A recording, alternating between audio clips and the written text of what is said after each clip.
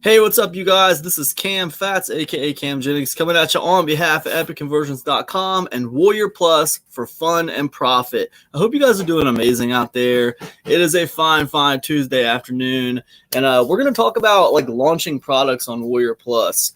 Now, I'm not going to go into some of the things that happen off the WarriorPlus platform as far as getting ready for the product launch. I'm gonna go through those things, but I'm not going to go in depth on those things over the shoulder on that kind of stuff. I'm going to go over the shoulder on the stuff that includes WarriorPlus. The other stuff, well, you'll see. I'm going to show you. I made a mind map. We'll talk about it. Let's go ahead and get over to screen cap. All right.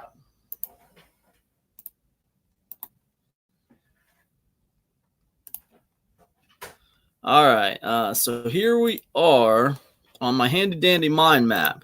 Now, this is WarriorPlus tutorial, a beginner's guide to launching products on WarriorPlus. All right, so listen, a product launch, it breaks down into 3 parts, okay? I'm going to teach it to you the way it was taught to me by Alex Jeffries all those years ago when I got into product launching. Create, package, release, right? These are the 3 main parts of a product launch. Create a good product that your market wants and needs. Package the product with a automatic sales material and package it in the automatic sales material and the stuff surrounding that, and then release it by having a launch and driving traffic to the sales page. Right, those are the basic parts. And when it was explained to me like this, it seems so easy. It seems so simple. And honestly, it is pretty easy. But there are a few moving parts to each one of these little sections if you want to make money at this and get it done right. Now, I'm going to kind of skim over the parts that don't have really anything to do with WarriorPlus, and I'm going to go a little deeper on the stuff that has to do with WarriorPlus. Okay, so, and here's what I need you guys to do. Now, listen, I know that I am going to talk about something in this guide that you're going to be like, what? I have a question about that. You didn't explain that well enough. I know that's going to be the case. Now, what I want you guys to do, man, is I need your help. I need your help. I'm going to do this guide, and what I need for you guys to do is ask me questions in the comment section, all right? On things when you didn't understand it good enough, or you're trying to figure it out and you didn't quite get it, you have a question, you want to go a little deeper about something, all I need you to do is ask me the question in the comment section. Hey, could you explain this a little bit better? Or what about this thing? You didn't cover this thing, or you didn't cover that thing. What about this? What about that? I need you guys to ask those questions in the comment section, because we could very, very likely do a part 2 to this guide, right? This could end up being the big brief overview video, and then we'll do a part 2 or even a part 3 maybe. It depends on how many things I skim over by accident that I realize that I might not realize you're having such trouble with. But what I want to do now is I want to make a kind of an overview, a beginner's guide for launching products on WarriorPlus. All right, so look, let's get into the create. All right, create looks like this. Okay, so we got 6 parts to this, right? 1, research product ideas. Come up with a list of 10. All right, now basically the way you do this is you go to about 3 different forums. 3 different forums. You can go to Facebook groups if you want to, but forums really work the best. You need forums that are surrounding your niche, and you look about 2 or 3 months back, right? You go back 2 or 3 months, and you just go through all the questions that people are asking, or all the topics that people are talking about. And like I said, you start from today, and you go back 2 or 3 months, right? And you're coming up with a list of things people are talking about regularly, right? Topics that keep coming up over and over and over again. I remember a year or 2 ago, it was push notifications, right? It was over and over and over again. Chat bots last year, it was chat bots on Facebook, big time. A lot, just things that keep coming up over and over again. You're looking for those things that are popular right now, that are already on people's minds, right? You want to go back about 2 or 3 months, right? So come up with a list of 10 ideas. Right? See how they score, right? How many points that you got beside each idea. It depends on how many people have mentioned it, right? Next, you want to validate those product ideas. You want to go over to WarriorPlus and you want to see if anyone has launched any products on this topic within the last, couple months, right? Has anyone made any money on this subject within the last couple months, right? Take a note of it, right? How many units did they sell? Was there software in it? What was it? What was the angle on the product? Stuff like that, but you're trying to validate those product ideas is what you're trying to do. All right. Now, what you do is you pick one, right? Once you've looked at the validation, once you've got your list of 10, you got your validation, you think, hey man, what do I want to use? You save the other ones for later. Save the other ideas for later, but you pick whichever one seems like makes the most sense for you, that can make you the most money, and that you have 2 cents you can add to, right? You could add something to that realm, whether that be interviews where you interview experts, or whether that be research you've done, or whether you've had personal experience with that particular subject. Of course, personal experience is always best, but there are other ways that you can provide value to the market without personal experience. Bill Belichick is said to be one of the greatest coaches in NFL history. He's never played a down of NFL football, but he has something to add to the conversation of NFL coaching. So there's ways around that. Just because you haven't personally done it doesn't mean you can't go out there and interview someone who has personally done it. Okay. It doesn't mean that you can't do a ton of research on the topic and let people know your findings. The key to that is being honest about it. You don't want to pretend like you've done something you haven't done. That's the key to that. Okay. Think about all these news channels. All they do is report the news, right? So your job in that situation is become the reporter, right? So it's just a different way to get information. All right. So anyways, number 4, you go ahead and create the product.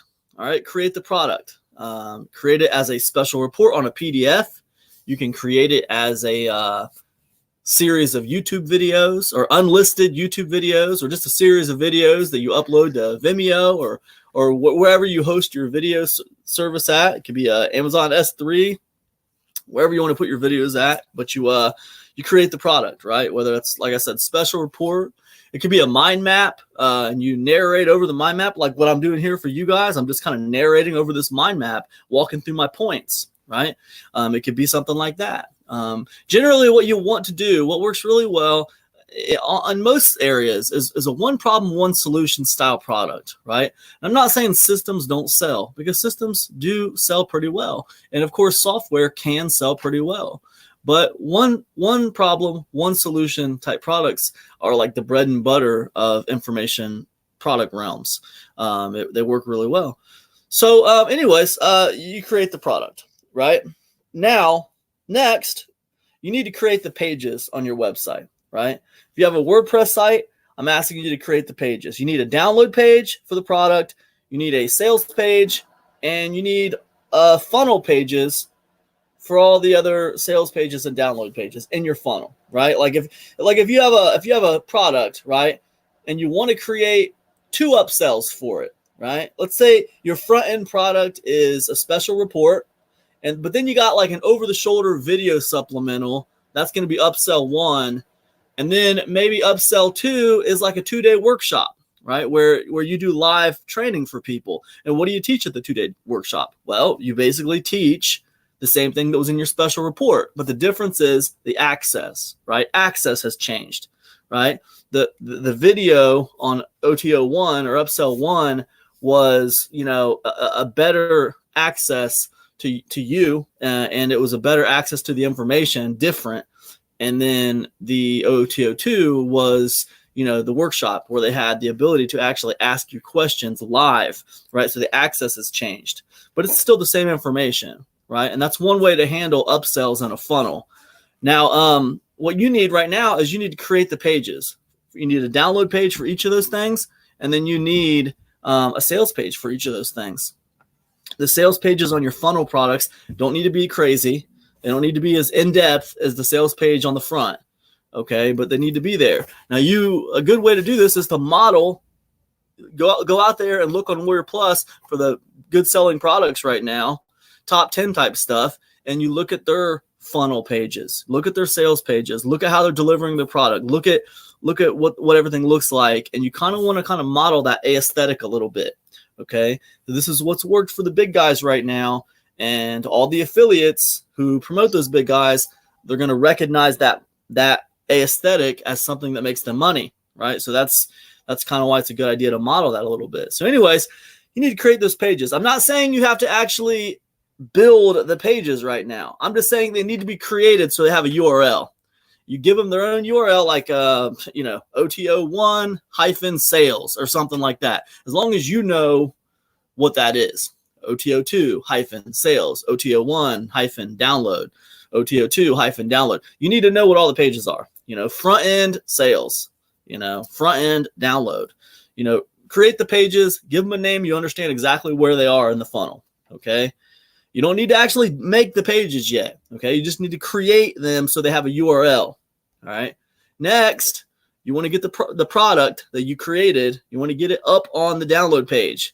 Same thing with the funnel products. Get all your products that are in your funnel, get them on the download page. So like basically whatever someone sees when they hit that download page, get that done.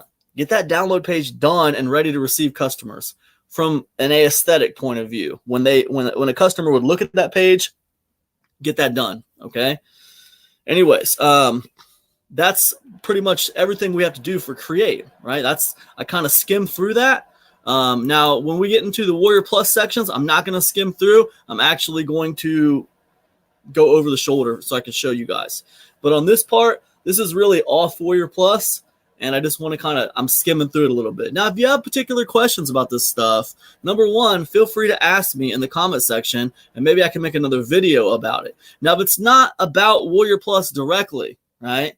Now, I think personally, you should definitely check out Epic Conversions Insiders Club, okay? That's my membership program. We do group coaching there every single month. Every single month, we get on a call. I answer everybody's questions, and we'll go in depth on whatever anybody wants there, right? But this channel is really specifically about Warrior Plus. So I'm not going to try to go in depth on things that don't have specifically to do with the platform, right? And these things right here, they work for any platform, not just Warrior Plus. So let's go ahead and close up Create, and let's go ahead and highlight that. I want you guys to remember, feel free, if I'm talking about something you don't understand or if it's all Greek to you, be sure to let me know in the comment section, man. I want to know where everybody's at when it comes to getting this stuff done. I can't make the best videos for you guys if I don't know where you're at right now and where you're having trouble. Right. So, man, you're doing me such a favor, and you're helping me to build this channel by letting me know where your problem areas are. So anyways, let's get into packaging. All right. Next, you need to get the sales page done for your front end offer. Okay. You need to write the sales page, and then you need to build the sales page. This is the part where, when I said model those other creators who are doing well right now, this is the part where that comes in handy. Once you got the sales page written, you want to put it up on once you get the sales letter written, you want to put it up on the sales page. And, a good idea is to model it after what's already working very well right now in the market. Now, look, let's be honest. There's a reason why people on Warrior Plus, a big reason why they're doing well right now is because they have a lot of affiliates and they have a lot of people promoting them. Some of these guys are doing so well with their affiliate networks that they could just put a picture and a buy button on the page, and it would sell like gangbusters because there's so many affiliates recommending the product and sending their warm traffic to the sales page, right? It's solely off of that recommendation. It doesn't have much to do with what's on the sales page at all. However, it's still a good idea to model what's already being done currently because of what I said before about affiliates knowing what has worked for them as far as converting on other people's products, right? And if they see your sales page and they see your stuff and it looks similar to something that's made them money before, at least on a subconscious level, they're going to remember that and they're going to think, oh, okay, this is a pretty decent looking sales page. That's what they're going to think. Why is it a decent looking sales page? Oh, because something that looks very similar to this made me a lot of money before. That's why. That's the basic reason. So anyways, next, after you get your sales pages done, all right, you want to get products listed on Warrior Plus. I got Warrior Plus here. I don't know why I did that. Warrior Plus. There you go. All right, let's go over to Warrior Plus. This is where we're going to start doing a little bit of over the shoulder stuff. So we got our sales page done. We got our sales pages done for the funnel products. Look, the funnel product sales pages, they can be as simple as a simple video. You're basically thanking people for buying the front end product, and you're saying, hey, listen, I got something that's really going to help you it's going to be a nice supplement to the front end product that you just bought. Okay, here's what it is. Boom, boom, boom, boom, boom. Click the buy button below to pick it up, and I will see you inside. It's as simple as that. It doesn't need to be the same level as the front end sales page. It just needs to be a simple, quick video. You can have a written section below the video if you want, explaining what it is. Basically, thanks for buying this. Here's what I got to offer. It's a supplement to the front end. It's going to help a lot. And boom, boom, boom. Click, take action below. Right. And that's basically all it needs to be. Anyways, get products listed on Warrior Plus. So let's go over to Warrior Plus now. Here we are on the handy dandy test account on Warrior Plus. And I'm going to go over here to vendor product. Right. And I need to get my products listed. Now let's just say I have a product, and then like what I was talking about before, I have 2 funnel products. I have an OTO1, which is the video version of the product. And then I have an OTO2, which is like a workshop, a 2-day workshop. Okay. So this is going to make a new product. All right. Now I want you to remember something. When you're making products on Warrior Plus, it's a 2-step process. You got to make the products, and then you got to make the offer. Okay. But the first thing is first, we're going to make the products. Okay. Now I'm going to call this, we're going to call this one email marketing weirdos superhero report, right? And this will be just like a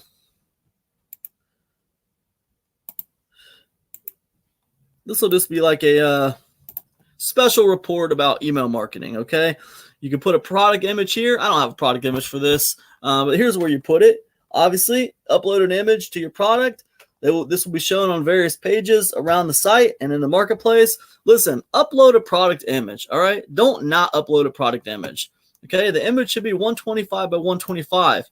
Now you can go over to Canva and you can create that really easily. All right. Matter of fact, you know what? Let's just get over here. We're going to go over to Canva and we're going to create this sucker right here, because I told you I was going to go over the shoulder on this Warrior Plus stuff. All right. So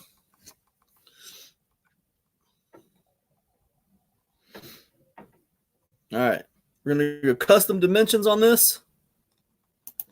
Canva is like a free, it's like a free, graphics creator kind of thing. You can create images over here and stuff pretty easy. This is going to be 125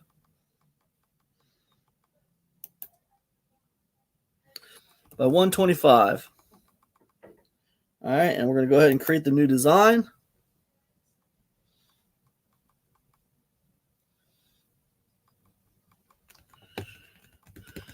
Now, ideally, a lot of you guys are going to have like some kind of cover for your product. And what you want to do is you want to fit that cover onto this little 125 by 125 thing. Okay, so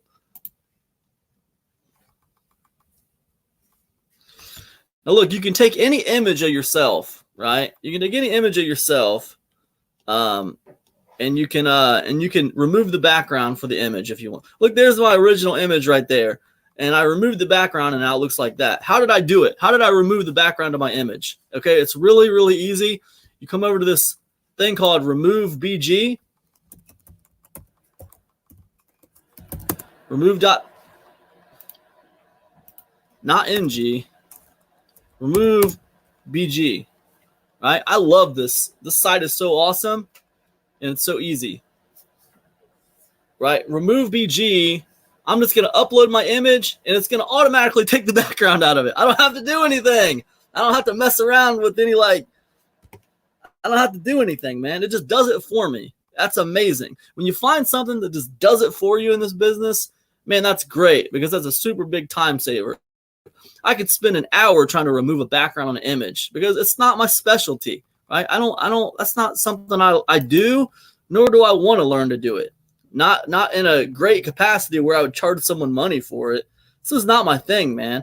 I just want what I need. I need what I need, and I just want to get what I want, and I don't want to become some kind of expert at removing backgrounds. That's not my goal.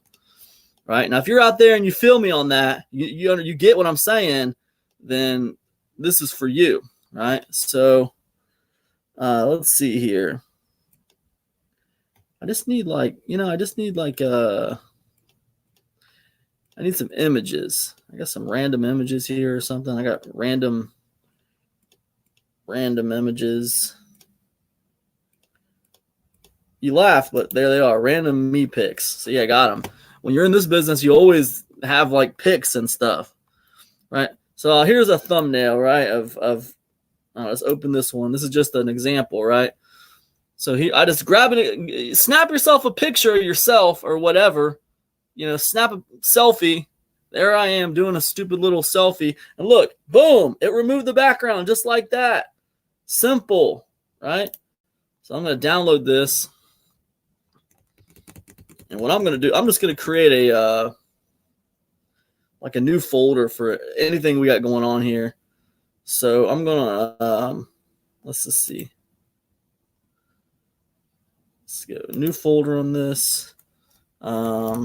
Test account 2. All right, cool.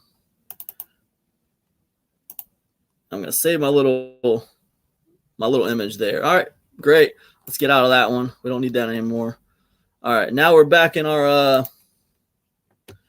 little thing here. I'm going to go ahead and upload that image. Okay.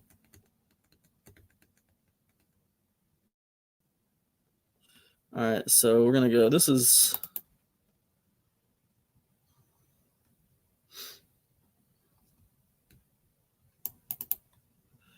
all right, so let's see here. We're in my documents. We're going to test account 2. Let's see, where are you at?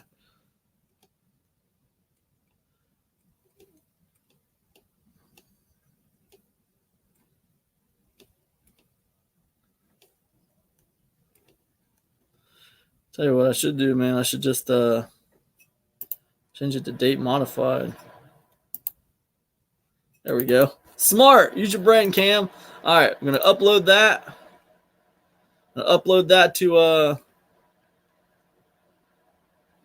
Canva here. We're going to upload it. And there we go right there. And, so.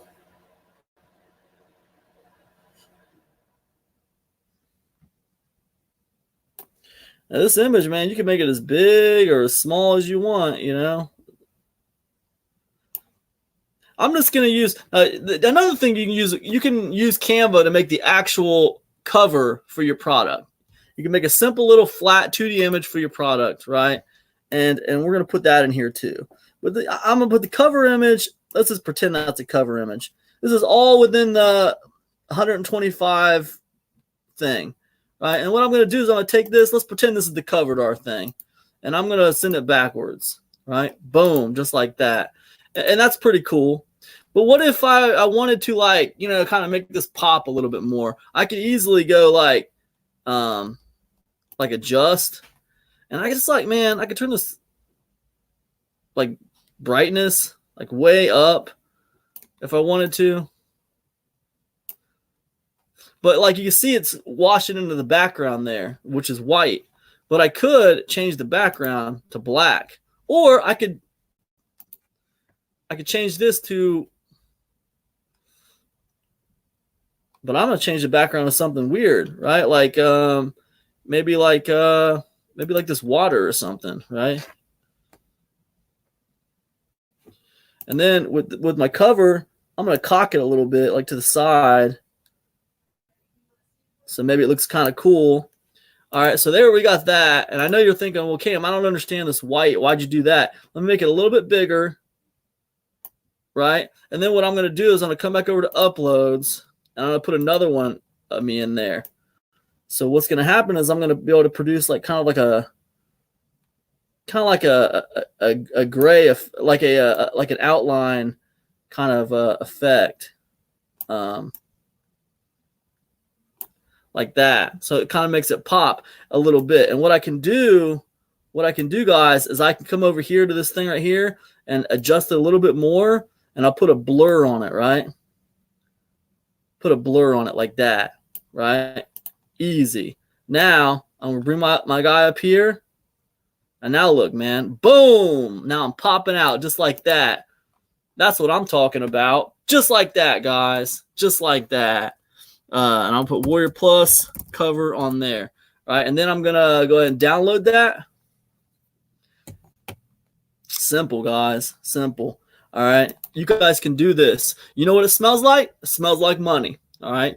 On the road to making some money. That's what it's about. You know what the road to being broke is? Not getting anything done. Worrying about covers too much. Worrying about, hiring professional artists to make covers for you. Stalling around, doinking around, not getting things done. That's the road to being broke and failure. All right. The road to making money is execution, execution, execution. All right. So we just executed on this. All right. So what we're going to do now, guys, is we're going to come back over to, we're going to close Canva. We're done with that. We don't need Canva anymore. We're going to go ahead and we're going to browse for a file, product image file. We're going to put that masterpiece that we just created. All right. Boom. That one right there. Going to stick it in there. Just like there. It's the proper dimensions and everything. And look, you got the cover. You got little goofy looking guy looking at the cover. And you guys saw me do it in like 2 seconds. All right. Category. What is it? You can select up to 3. Now, this is important, okay? The reason why it's important is because people have like notifications and alerts set on Warrior Plus to be notified when certain kinds of products come out, okay? And matter of fact, let me show you something, okay? Let me just show you really quick. Okay, so if I come over here to alerts, right? I did another video about alerts, but let me show you something, okay? They give you a list of the top alerts on Warrior Plus, the alerts that more people have than any other alerts. These are the most followed vendors, okay? But these are the most followed keywords. More people have alerts set on these keywords than any other keywords. 1,300 people have WordPress set as an alert, right? 1,000 people have Facebook set as an alert. 1,051 have PLR set as an alert. All right, so these are the highest alerted keywords, right? So if you can, have one of these as your keyword in your product, this is going to increase your chances of pulling on affiliates and increase your chances of getting sales on the product. So it'd be nice if you can get at least one of these most followed keywords as a description on yours, if it applies, right? So what we can do in our case, what applies to what we're doing, right? Not really much, right? It's email marketing. I could say, well, it's a PLR thing. Maybe it's a PLR thing. Ideally, you'd like some kind of PLR aspect, something in there where you can get those most recognized keywords in there, right? And here's the keywords, and we'll deal with that in a second. So category, we're going to call this copywriting, affiliate marketing, email marketing. You basically insert the category that makes sense for your product, okay? We're going to say we're offering PLR rights on the product, okay? So we'll put that, and we're going to put email affiliate marketing, and then we're going to put affiliate marketing.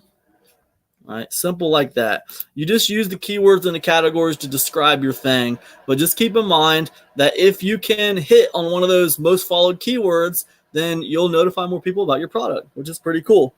Content type. This is the type of content the product is. Like, what is it? In our case, it's an ebook. All right, it's gonna be a special report. All right. So sales notifications. Do you want to be notified every time that you get a sale? That's up to you. You can decide. Sales notifications of this product can be set up on the notification setting page. Whatever. You want to be notified when you get a sale? The way I got my personal one set is for email. So they send me an email every time I get a sale on something, right? Download file. Now this is, okay, what this is right here is you can either upload your product or you can give a link to the URL where your product's found, okay?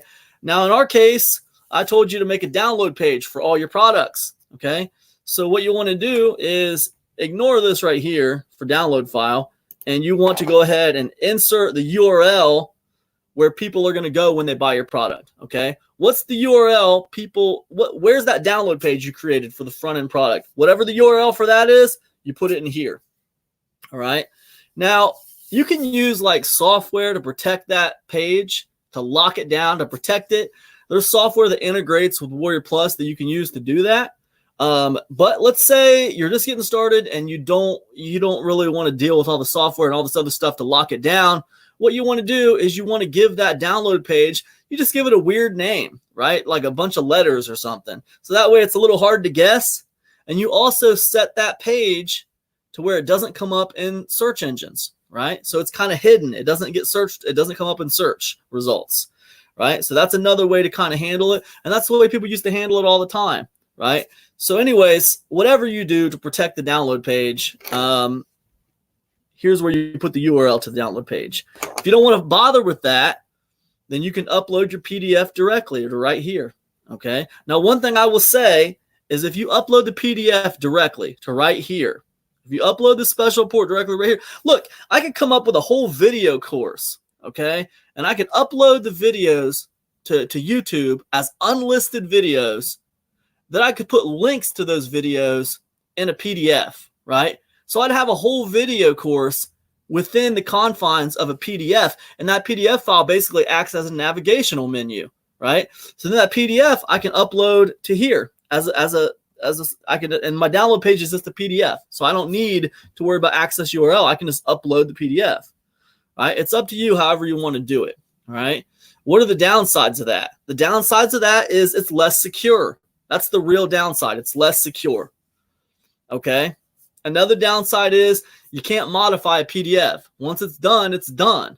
All you can do is upload a different PDF, right? If you decide there's something in the PDF you want to change, you have to upload another PDF to replace it. But what about all those people that already downloaded the other PDF? That's what I'm saying. So it's hard to modify it. But there's a way around everything, okay?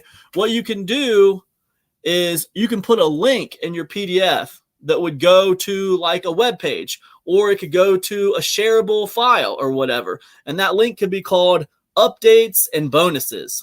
Updates and bonuses, right? So when they click on that link, they go to that web page where you can update things. You can update things, updated copies of the PDF or like bonuses that you want to add. You can do stuff.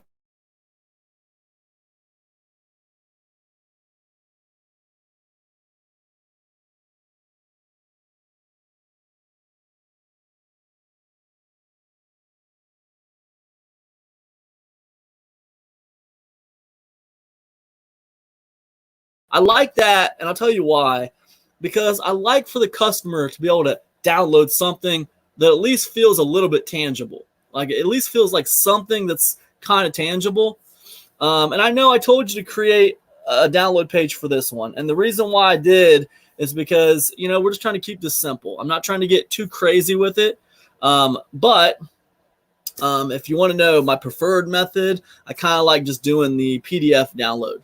But for all intents and purposes here, the reason why people would not do PDF downloads is because, number one, they're not as secure. People can easily just copy the PDF and give it to all their friends, right? So there's that. It's a lot less secure. And then number two, like I said, it's hard to update. You need to put some kind of little link in there so you have a place to update where they can access, right? You can't update the actual PDF. So anyways, go ahead and put a link here to URL or upload your PDF here, whatever. However the customer is going to access your product, it goes in this little thing right here. Now this right here is admin access info. WarriorPlus needs to be able to access your product so they can make sure everything's okay. All right. So what you got to do is you either give them a link to your download page right here, or you say, if you just uploaded the PDF, you say product uploaded to WarriorPlus via PDF, right? Just like that, simple, right? Refund period, okay, put in the link of your refund period. put in your terms and conditions of your refund period here. Now, here's what I strongly recommend. See where it says 0 for no refunds?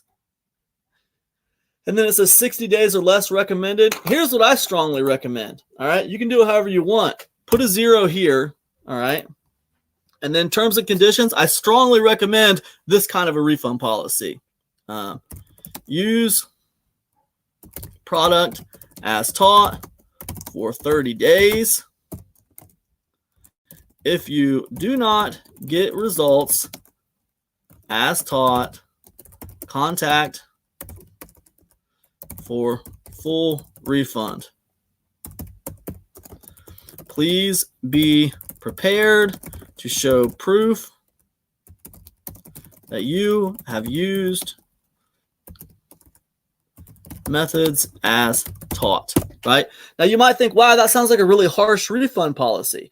What it's going to do is it's going to force your customers to actually use your product for 30 days. Okay? So no one's going to have the right to refund on day 1 of your product launch. They're going to have to wait a certain period of time before they're eligible for a refund. And what that's going to do is it's going to protect your product launch from high refund rates. You do not want high refund rates, or no affiliates are going to want to promote you. Okay? That's how that goes. All right? Now, listen, you could have the best product in the world, and people are still going to want to refund your product. The reason why is because if you have a loose refund policy, people are going to take advantage of it. That's the bottom line. There's going to be a percentage of people. Most people aren't.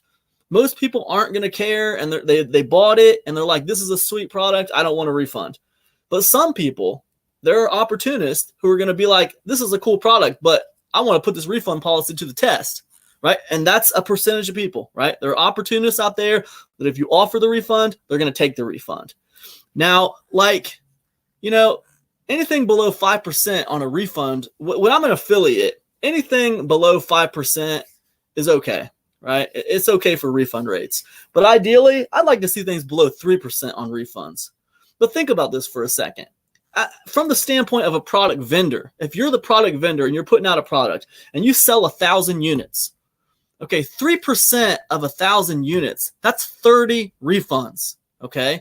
Now, if you hit PayPal with 30 refunds within 4 days, they're not going to be that happy about it. They're going to be really irritated and annoyed with you with all these refunds, okay? And this is the kind of stuff that gets people's accounts limited and terminated at PayPal. All right, so this kind of refund policy will protect you with places like PayPal. All right, I've been doing this for a long time, trust me. So anyways, that's what I would do. But you do it however you want. This is not what you're going to see a lot of people teaching, okay? A lot of people are going to be teaching, hey, 30-day refund, no questions asked, whatever. I would not do that, okay? You know who doesn't give refunds on things like this? Walmart. Walmart doesn't give refunds. They don't give refunds on CDs. They don't give refunds on DVDs. And they don't give refunds on even physical books. They don't even give refunds on. Why?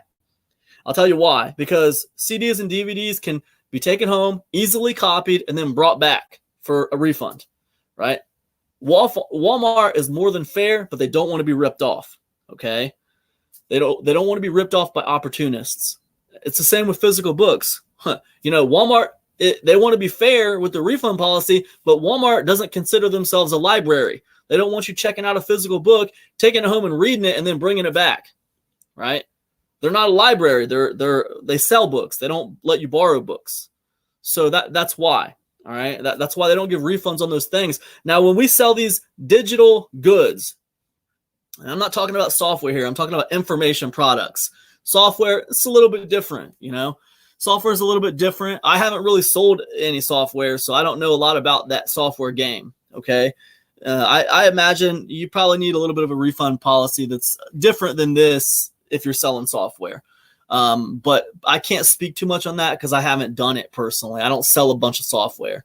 I'm speaking mostly to information products here. When you're selling information products and someone buys your information product, they buy it, they get the information from it. There's no truly returning the product, okay?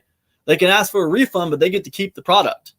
And not only, even if they didn't get to keep the product, they'd still have all the information out of it, They'd figure out everything that was in the box. They could take some notes, and then they could try to refund it. It's not right, man. It's not right. You don't go to a movie theater and watch the movie and then come out and say, you know what? It wasn't as good as I thought it was going to be. I want a refund. They just laugh at you, right? It doesn't work that way at a movie theater. It doesn't work that way at Walmart. It doesn't work that way at Best Buy. It doesn't work that way at Target. And if you're going to be in the information product business, it shouldn't work that way for you. That's what I think, personally. Anyways, whatever you decide, put your refund policy here. Terms and conditions right there. All right. Require acknowledgement. You can select on if you want to. Turn this on if you want to display a checkbox on the checkout page and require a buyer to accept the customer terms and conditions. You know what? I personally never turned this on, but I'm sitting here looking at it and I'm thinking, you know what? That's actually not a bad idea. It's really not. But, you know, I'll tell you something. You have two things at odds here, because on the one hand, you want to make something easy to buy. You don't want to make it difficult for people to buy the thing they want. All right. Every barrier that you add to the sale is going to decrease your sales.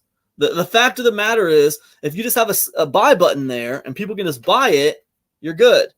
But if you add this, okay, then you have to ask yourself, is it worth it? That's an extra a bit of safety for me because they had to confirm it. So that is going to reduce my refund rate for sure.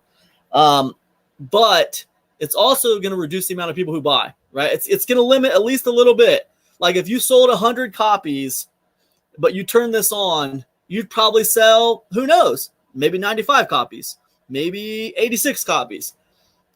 Every time you increase the barrier to entry, you're going to reduce units sold, point blank. What you got to ask yourself is that worth it for this extra security against refunds? I personally never thought it was. I thought it was good enough to put very clearly my refund policy on the sales page. And usually I'll put my refund policy on my sales page in a couple of places, right? So people can see clearly the refund policy. So if they get with me by email and they ask for a refund, I can show them the refund policy. Hey, listen, this was clearly stated on the sales page. It was clearly stated on the download page.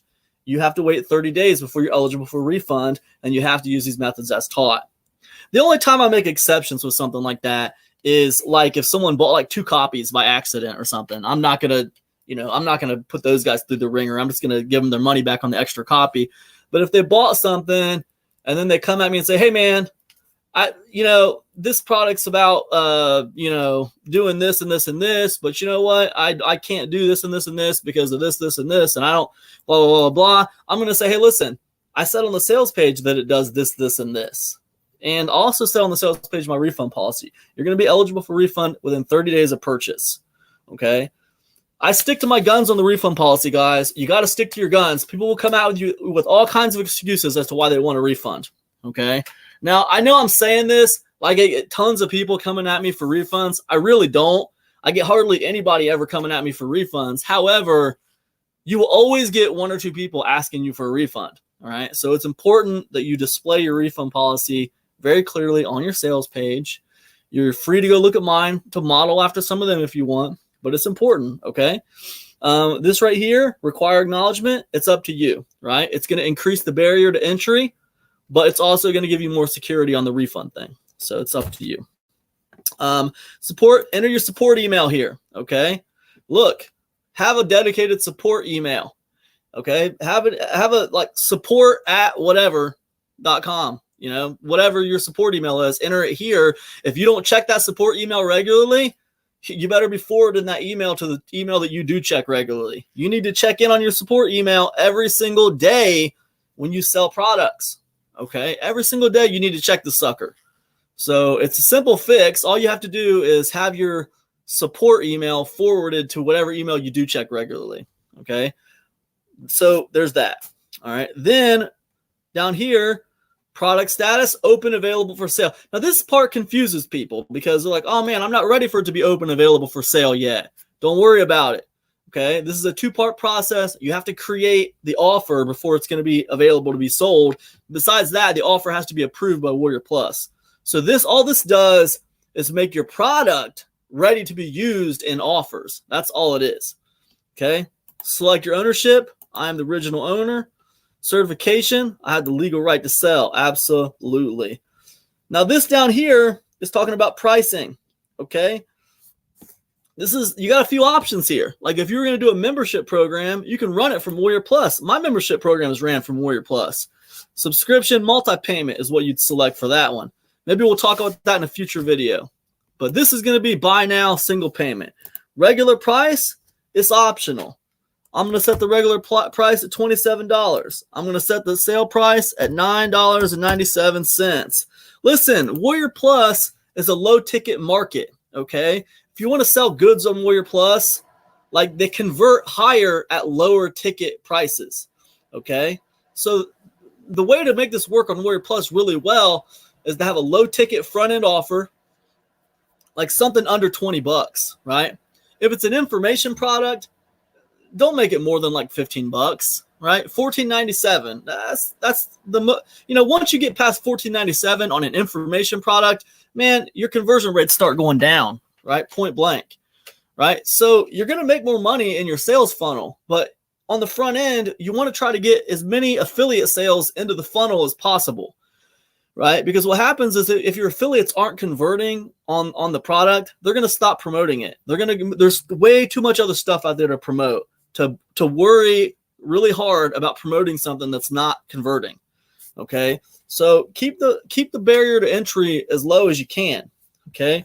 So limit sales, no, unnecessary. All right. Now you might run into situations where you do want to limit sales, but not in this general situation, right? You're just launching an information product on WarriorPlus. You want to sell as many units as possible, so you don't want to limit the sales. Okay. Payment. You want to go ahead and hook up your PayPal, right? PayPal Plus account for this product overrides PayPal account chosen below. So what this does, okay, there's two different versions, right? PayPal Legacy, this is basically used. This is the old version of PayPal for WarriorPlus. And basically what it meant was it would just automatically go to your PayPal. When you made a sale, it would just automatically go right into your PayPal. They're saying it's going to be removed in the future.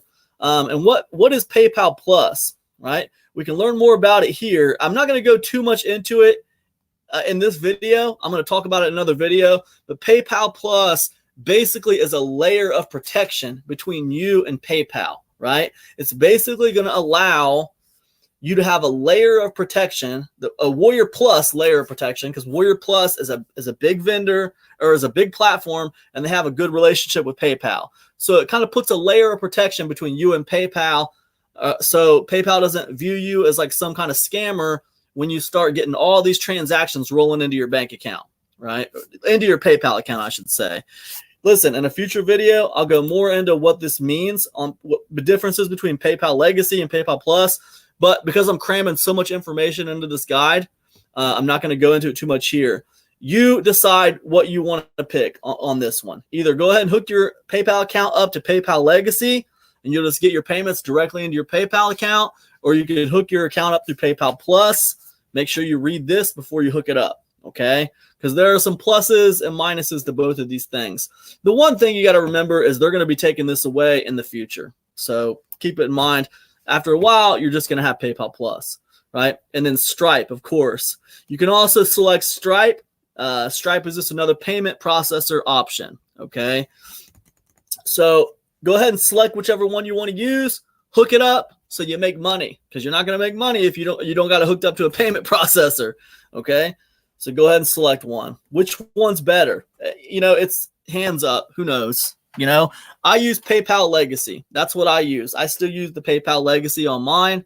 It's what I've used for a while. I hate change, and it's been working for me for a long time. I have a good relationship with PayPal, so I don't need WarriorPlus's protection against PayPal.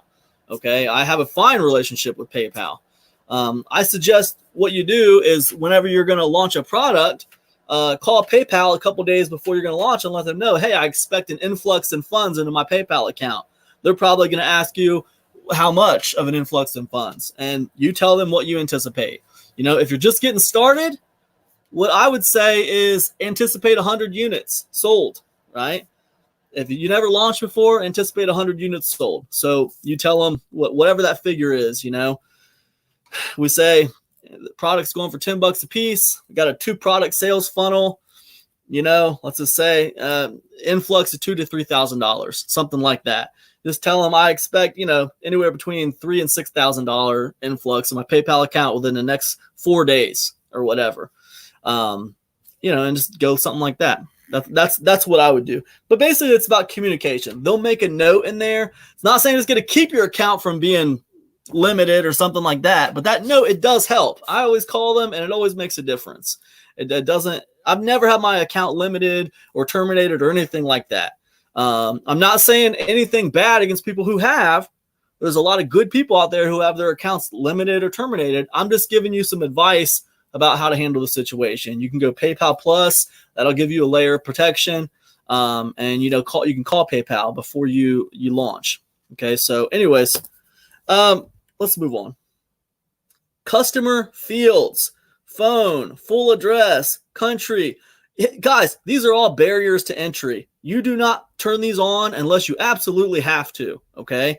Every single one of these creates another barrier of entry. There's some people out there who might want to buy your product, but if you make them enter their phone number in, they're going to be like, no, thanks.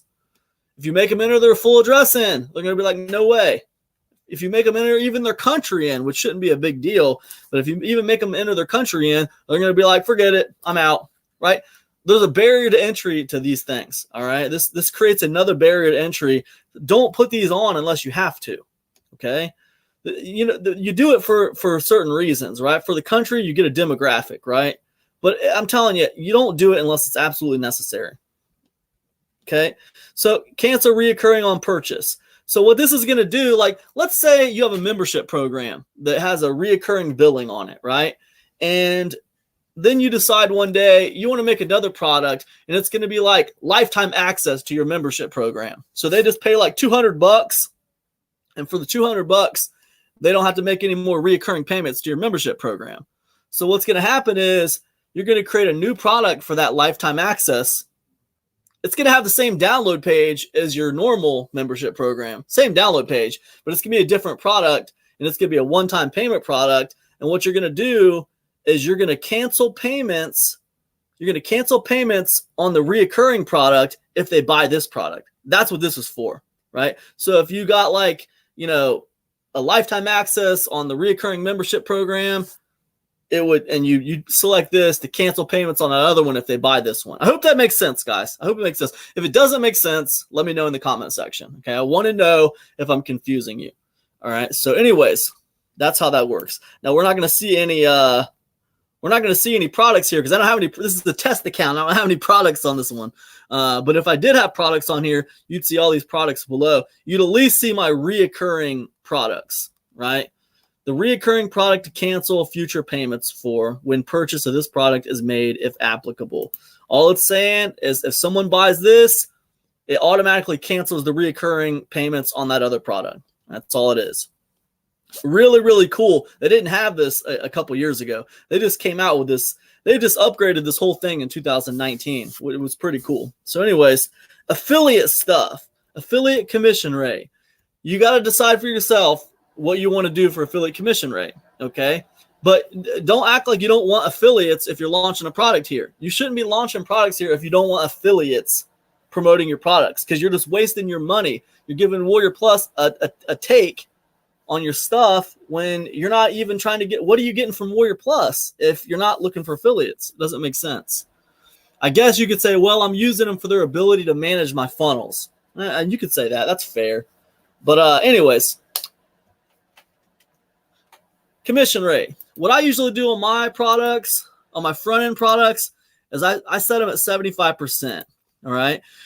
A lot of people set their front-end product at 100% commission. And that's fine. I set mine at 75% because of the fact that, I still make a 25% commission. I'll still make a 25% bit on the front end because that helps me with volume, right? So if I sell 1,000 units, instead of not making anything on the front end, I'm still going to produce a little bit of revenue from the volume of sales of the front end.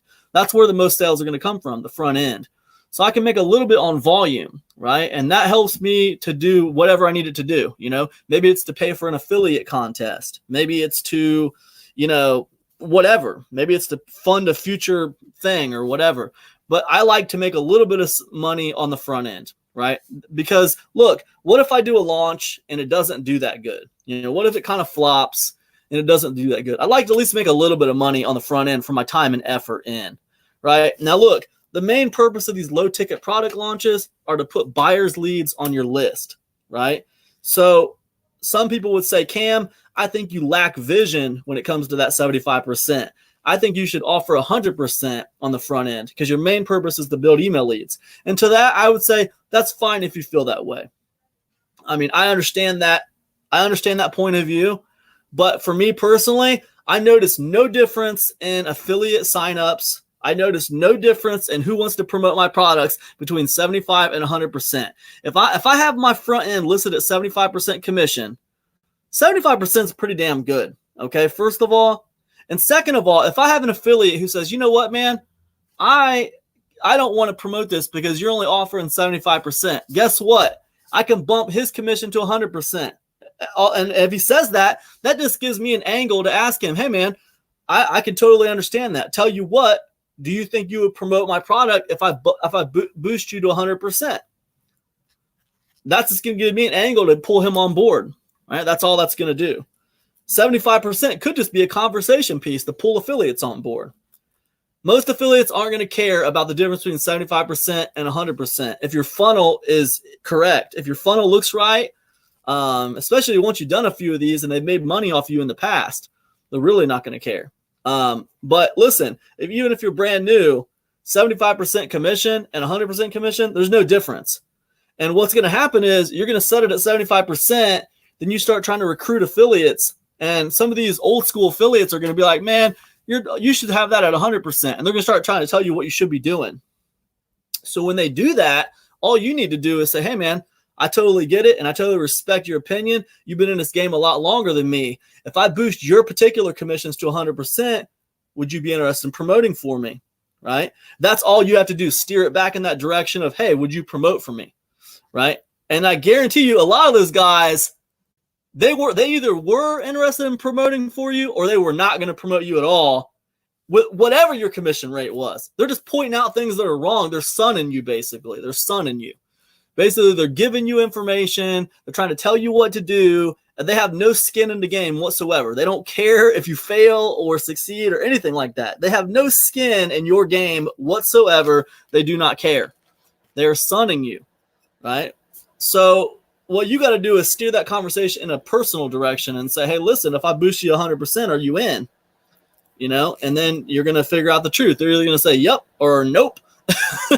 Nope, I can't do it, man. I'm already obligated to promote these guys. Then that's the end of it. That's cool, man. I respect that. No problem. Well, maybe next time. Thanks for giving me that advice, though. I appreciate it, right? Don't burn any bridges. Just, respect the advice, but understand I haven't noticed any difference at all between 100% and 75%. It doesn't matter. You might as well do 75% and make the 25% off of volume, right?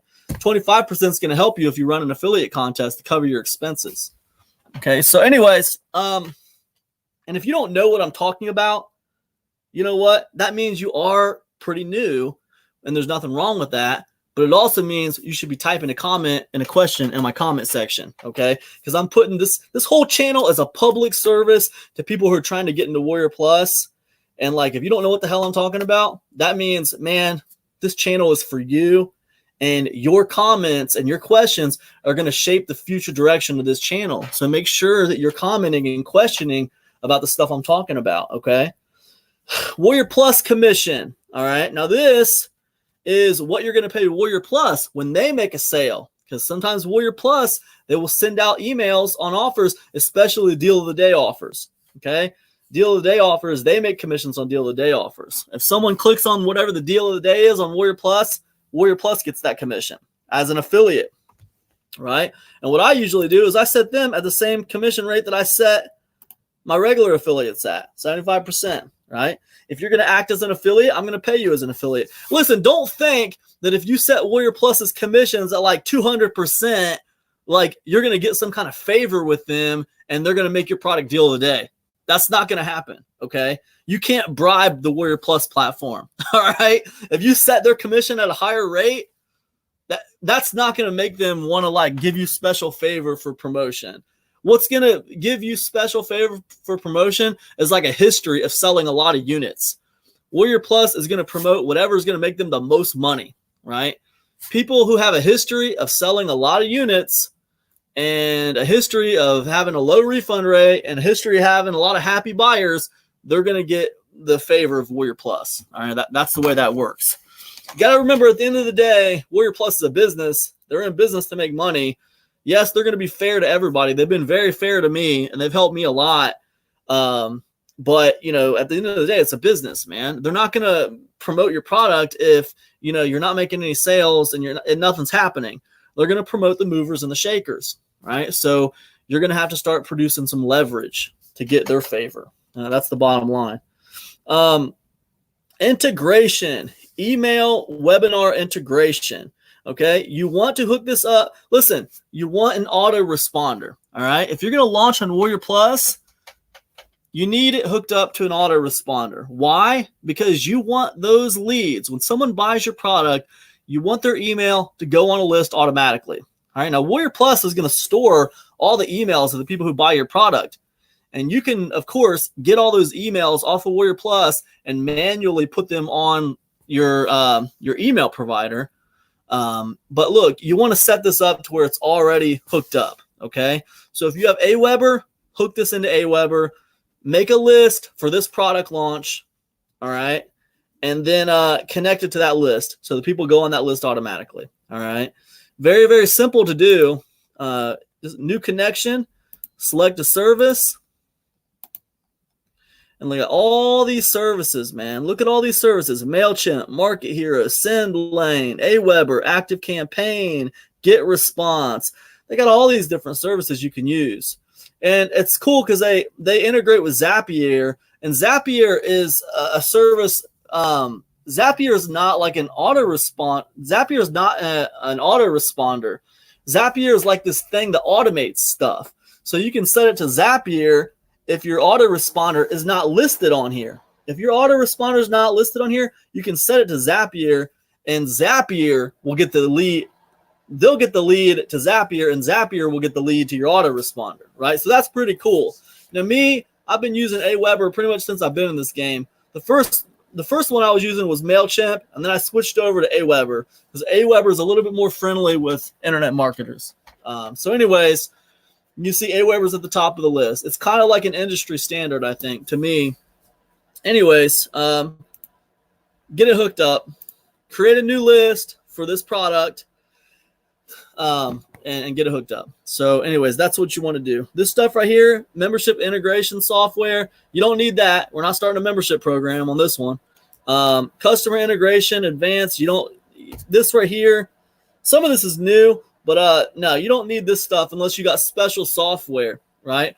Now, actually, my membership program, it does run through special software. And the software I use to lock down my download pages, it does kind of run through this custom integration stuff. But for this simple thing, you don't need this, okay? Let's turn this off. Coach.io integration, that's a special platform that allows people to find you for coaching. You don't need that right now, okay? Then external tracking and pixels. This is like for if you want to track, if you want to do like Facebook or Google pixels, like a pixel that would go on your sales page, so you can track and you can basically create audiences on Facebook or on Google. And stuff like that. And we're not going to do that for this one. That's a completely another video. But for everything we need, for all intents and purposes, this is good. All right. So let me go ahead and save it. I got to fill in this. So I'm just going to, now me personally, that's my support email. All right. So let's go ahead and save it.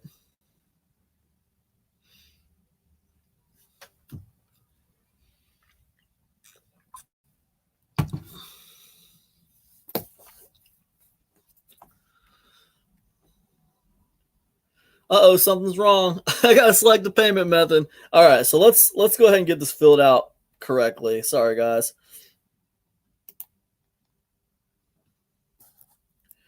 We're gonna go ahead and come over here. I want to fill it out correctly because I want to show you how to build a funnel. Okay. So we're gonna have to finagle our way through some of this stuff. Let's put that picture back in there. Okay, perfect. I'm just gonna put PLR in here. Email marketing, and then I'm gonna put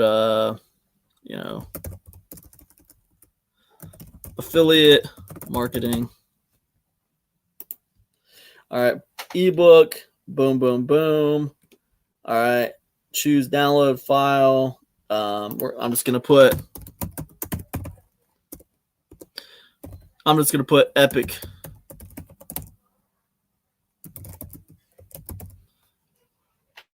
All right, epicconversions.com.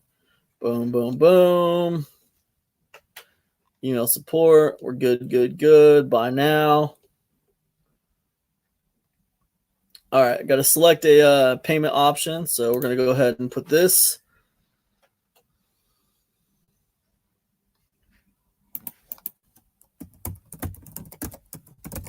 They've logged me out.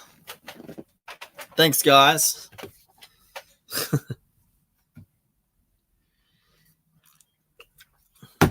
I'm doing this live stream so people can catch it right when I'm doing it. But I might, if I have too many little like snafus like this, I might have to just download it and edit this video to make it a little cleaner for everybody, right? So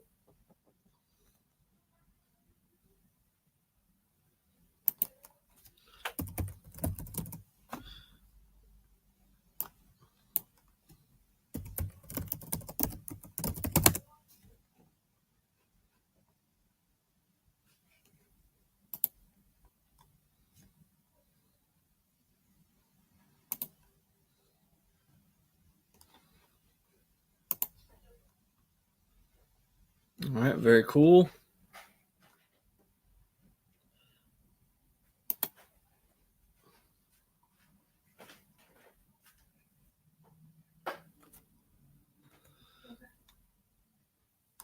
And then this redirects you back to here. All right, very cool. And perfect. I'm back in here. And let's go ahead and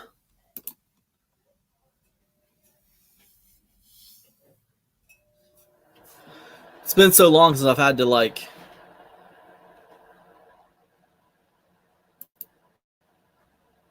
do some of this stuff. All right, perfect. All right, let's go back to all right, cool. So let's go ahead and go back to this. All right, very cool. All right, so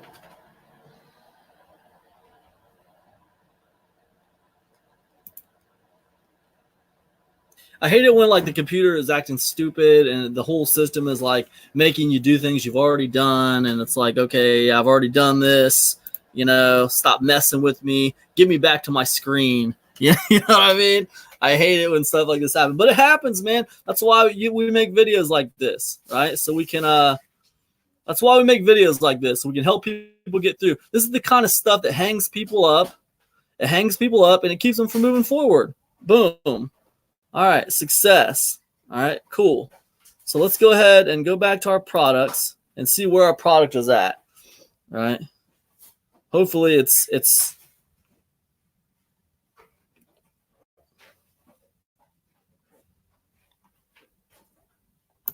so we're gonna go to our unlisted.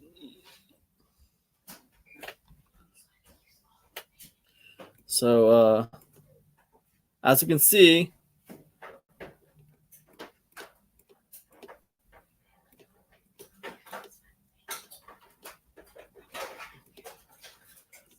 Where's my freaking payment options here?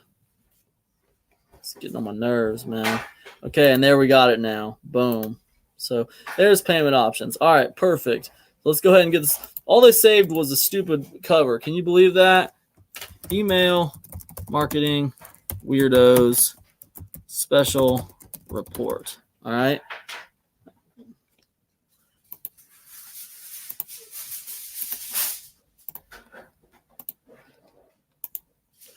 All right, keywords, PLR. I'm not going to put any more keywords in there, guys. You saw me do it twice already. We're not going to waste time on it. You guys get it. It's an ebook. All right. Download file. We're going to have the act. This is going to be, I'm putting this in. You guys need to put your download page in. I'm just putting this in so it allows me to, so it allows me to move to the next step. All right. You see admin access. I put my URL in there. Okay. 0. And then, blah, blah, blah. You guys remember what I wrote last time. Actually, you know what? Let me not half butt it.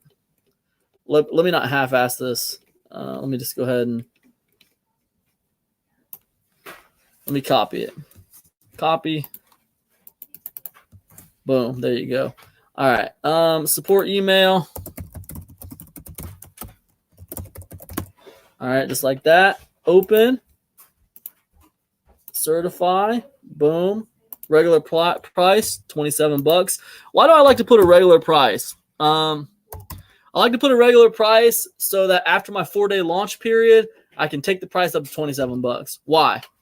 Because I like to push scarcity during my launch because it helps people make a decision. It helps people make a buying decision. If I'm going to take something away, like a low price, that's going to help people make a decision to buy something. Okay, that's why. Okay, real simple. All right, so this is variable pricing. So you can start it at like a low price and increase by like a nickel or a dime or whatever every time you make a sale. Don't need to use that for this. If you want to know more about variable pricing, let me know in the comment section. I'll make another video about that. So custom fields here.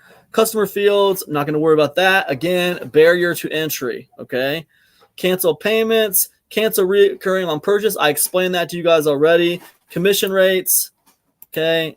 I talked to you about how I set mine at 75%. You can set it at whatever you want, okay? You can set it at 200% if you wanted to. Right here, go to select percentage and set it for whatever you want. 150%. You can set it for whatever you want. How much are those leads worth to you? All right, that's what it is. Okay, email integration. Connect this to your autoresponder. Okay, membership, don't worry about that. Custom integration, don't worry about that. Coach.io, don't worry about it. External tracking, at this point, don't worry about it. Okay, when you're launching your first product on WarriorPlus, you don't really need to worry about tracking and all this other stuff. All right, you don't need to worry about paid advertising and tracking in that respect. Okay. You need to get your feet wet launching a few products. That's what you need to do.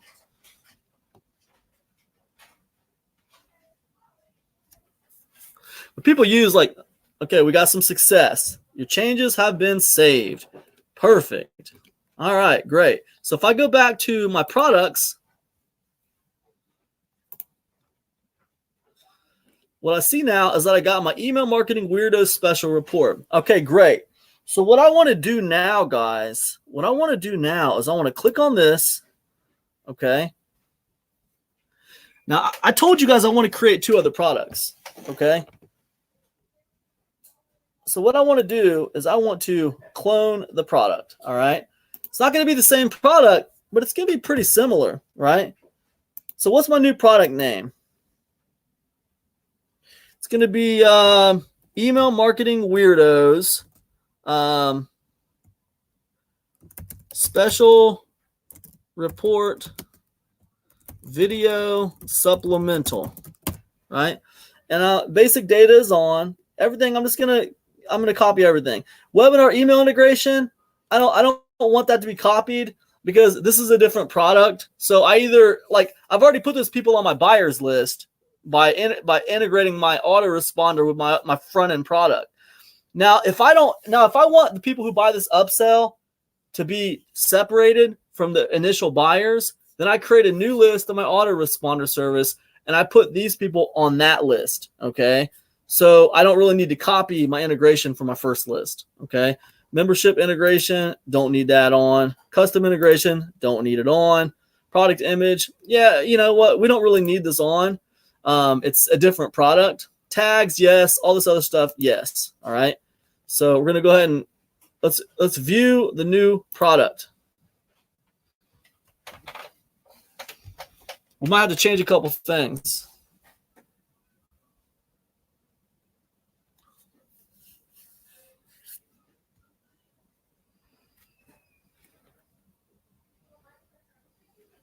Okay.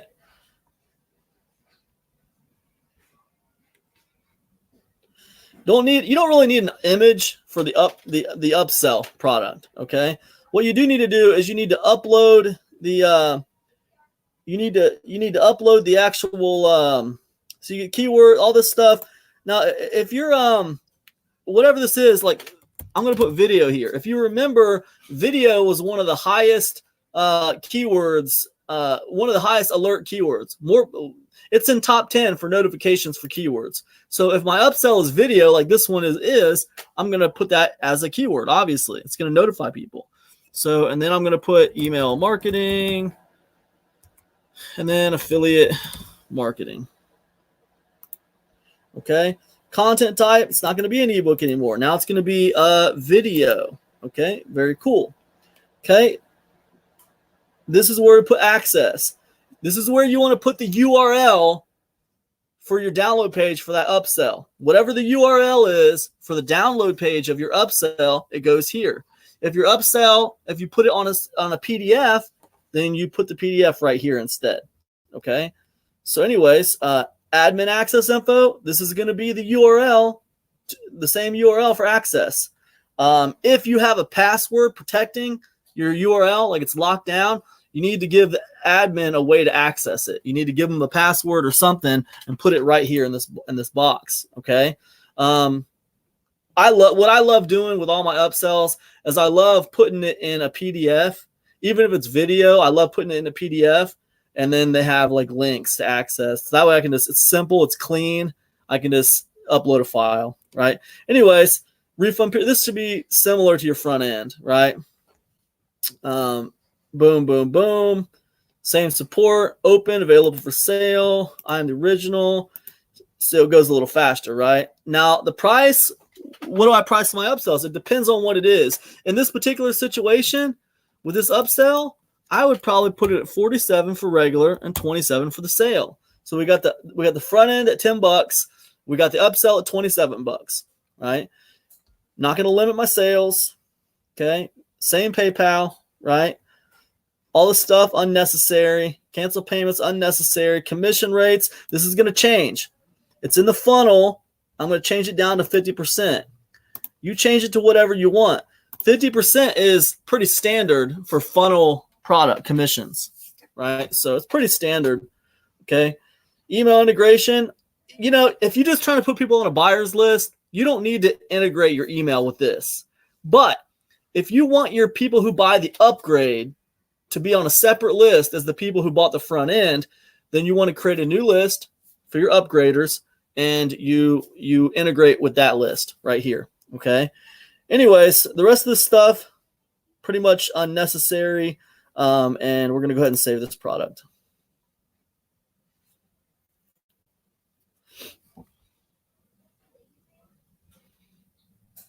All right. Perfect. Now, what I want to do now is I'm not even going to go back and look at, my products. I know it's there. We'll see it in the end. What I want to do now is go create my third product. I told you I wanted to put 2 products in the funnel just for our example. Now, I want you to know a lot of people who launch products put far more than 2 products in a sales funnel. Okay. This is just for an example for you guys. But like in a real product launch, you know, people who want to make money with their product launches, they'll put like 6 products in their funnel, like a front end product and then 6 products in the funnel. I've seen people put as many as 10 to 12 products in a funnel before. Right? So don't think that 2 is some kind of standard, because it's not. 2 is the standard for not making money. That's the standard for like not making a lot of money. And I mean that because like If you got like a low ticket front end of like $10 and you got like, $27 product and maybe like a $97 product, what's going to happen is a lot of affiliates are going to see that and they're not going to see a lot of potential to make money there. So they're going to probably move on to something different. So it's going to lower your chances of getting affiliates on board when you do stuff like that. So anyways, this is just for an example. So we're just going to make 2. So what I want to do is I want to go ahead and clone this product. Basic data, category, yes, yes, no for product image. Okay. Custom integration, no, no, no, clone.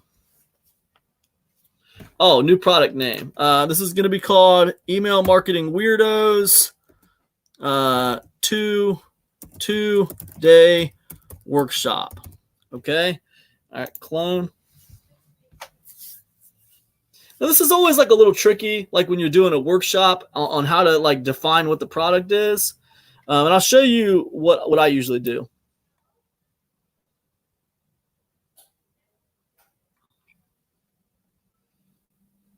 Okay, so clearly the price, it needs to change. We're going to go ahead, let's just take it step by step. I don't want to skip to price. Okay, here's what we're going to do. Okay, so product image, we don't really need a product image. This is good. Now this keyword, okay, we don't want to put PLR here. This is a workshop. So for keyword, what we want to do is we want to put workshop, not sworkshop, not sweatshop, workshop, right? Email marketing. And we're going to put, just like coaching, because this is kind of like coaching, right? Content. Now, this is where it's a little bit tricky. And what I usually do with this kind of a thing is I usually put, it's not really service, because a service would be like if you do something for somebody, like coaching, right? And this, I guess it is kind of coaching. It's a workshop, so you could call it a service. And as far as like the stuff that goes on here, you got 2 choices, right? Other or service. And like for me, I would probably put service. Even though a workshop, it's not truly a service. A service would be like, when they put that there, they were talking about like if you were going to make websites for somebody, like, or if you were going to make book covers for people, like that's a service, right? But you could consider coaching a service, right? And also a workshop is a form of coaching. So it makes sense that it is service. Okay. So anyways, we're going to go ahead, and this is how I usually do it, right? If you got coaching, like you create like the webinar, you're going to coach on a webinar, you create the link for the webinar, right? And then what I usually do is I'll make a PDF giving people directions on how to access my workshop and when it is, right? And links to each workshop right there in the PDF. And then I'll upload the PDF right here. So when they buy this workshop, they're going to have a downloadable PDF that's going to give them links to the webinar workshops, right? And it works out really, really well. Okay, so in this example situation, I'm just going to go ahead and leave this access, but just keep in mind, you wouldn't have the same access URL as these other things in your product funnel, obviously. What I like to do, like I said, is what I just told you. So anyways, now refund period. Listen, in this particular situation, this product is like a workshop, right? I don't give refunds on service work. Like, I can't refund all my coaching. Like, if I'm coaching you, that's a non-refundable service because it takes my time and my effort to focus on you or that particular group of people.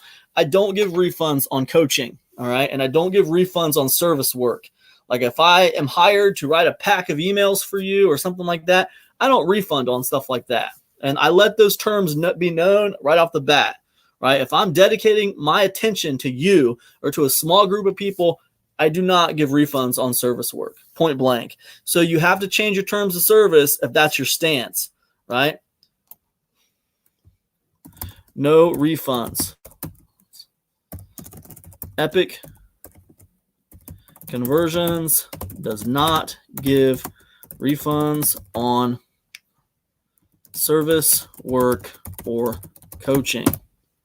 right? So refund period still stays at a 0, right?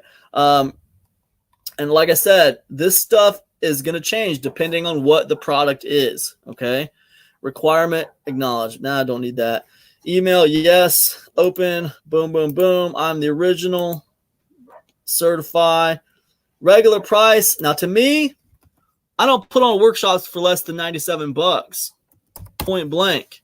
A 2-day workshop, I'm going to set it at $197, and I'm going to put it on sale for 97 bucks. All right, so you have to put your time at a premium in value, okay? Because when we're talking about access, this is the most access. Well, this is one step away from one-on-one, right? This is a group coaching situation for 2 days where they have access to you. So this is a lot of access, okay? So you have to set your time at a premium, okay? So anyways, this is all good. This is good. This is good. This is good. This is good. Save.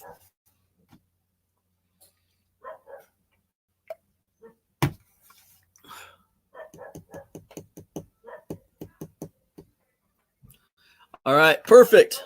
Now let's go back to our products. And what we see is we have 3 products. We got the special report, or right here, special report. We got the video supplemental. Then we got the 2-day workshop. We got 3 products. So now what we want to do is we want to come over here. We're good on this. Let's come out to our handy dandy mind map. Okay. So let's just say we got our sales page done. We got our products listed. That's done. Okay. Now we need to create the offer on WarriorPlus. Okay. So here's how we do that. All right. We come over to vendors, offers. Now you guys make sure you ask me questions in the comment section. If I'm confusing you, or if I'm going too fast or something, let me know your questions. What part is confusing you? What part am I going too fast on? We can do follow-up videos on this series and go more in detail on certain aspects if I'm going too fast or confusing you on something. Okay, you guys got to let me know. Anyways, new offer. We're going to create this channel together, you guys. You guys' questions and my knowledge, and we're going to put this channel together, all right? And it's going to be an awesome public service for anyone who wants to use WarriorPlus to make money, all right? Point blank. All right, now, the title of the offer. The title is what people see on the front page of WarriorPlus, right? It's not the name of your product. It's whatever you put in this box right here. My product could be called Email Marketing Weirdos Special Report, but my title could be 1,000 email hacks for beginners, right? Maybe that's what my special report is. It's 1,000 email hacks for beginners. A lot of people just go with the title, right? Whatever the title of their book is, or whatever the title of their product is, that's what they put here. But what I'm saying, you don't have to. Email marketing weirdos special report. A lot of people just put that, right? Now, that's a pretty bad title, by the way. I just threw that in there for, as an example. But your title would go here. It doesn't have to be the same as the name of your product, just so you know. Okay, offer image, you're going to put the same offer image as you did for your product, your front-end product. Okay, so we're going to come in, we're going to get that.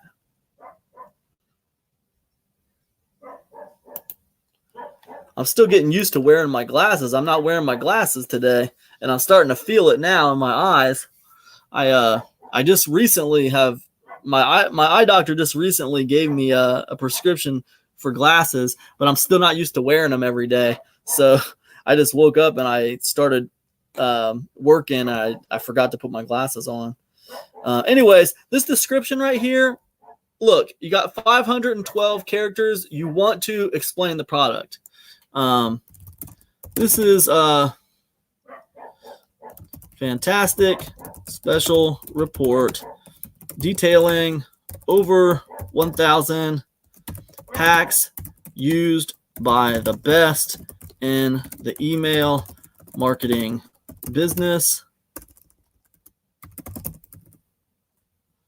and is now available to you via this easily consumable special report.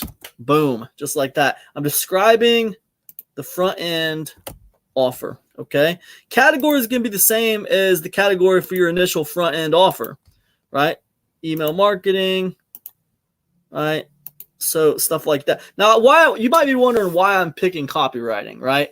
Because this book, for this example, is about email marketing, and email marketing is a form of copywriting. If you're teaching people how to write emails that convert, that's a form of copywriting. It's email copy. That's why I'm putting copywriting there. So keywords, I'm putting PLR if it's relevant. If it's not relevant, then don't put it. Email marketing. And then, affiliate marketing.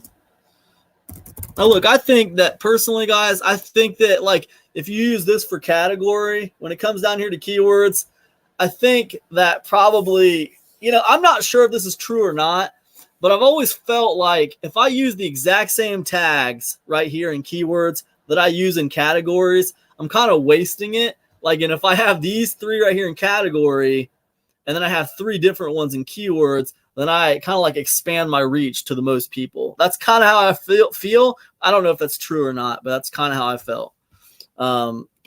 So me putting email marketing and affiliate marketing when I have it up here already, it's really, I'm just using this as an example and flying through here. If I was really going to launch a product, I might try to think of something a little bit different to put here so I could like broaden my reach a little bit. Anyways, availability. It's not going to let you select public yet.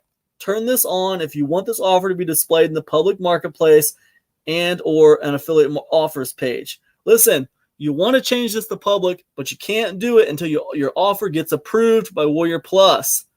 Okay? Change this deal of the day eligible to on. You'll increase your sales by 25 to 30% if you win a deal of the day. Okay? It's a big deal. So you, of course, you want to be eligible to win a deal of the day.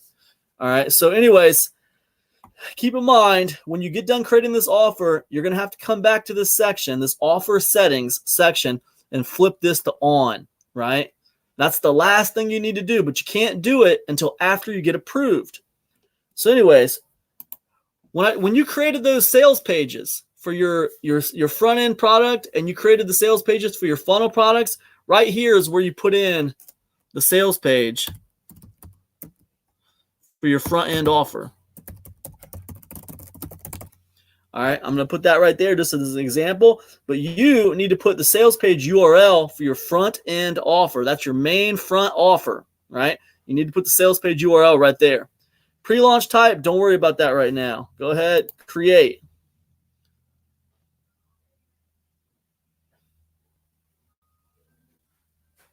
It's going to take a few minutes, and then it's going to take you to this part. Step 2. All right. Checkout banner, WarriorPlus default. You go ahead, make a vendor-specific checkout banner if you want to. I recommend you do. In this game, it's all about building a brand for yourself. You should be building a brand for yourself.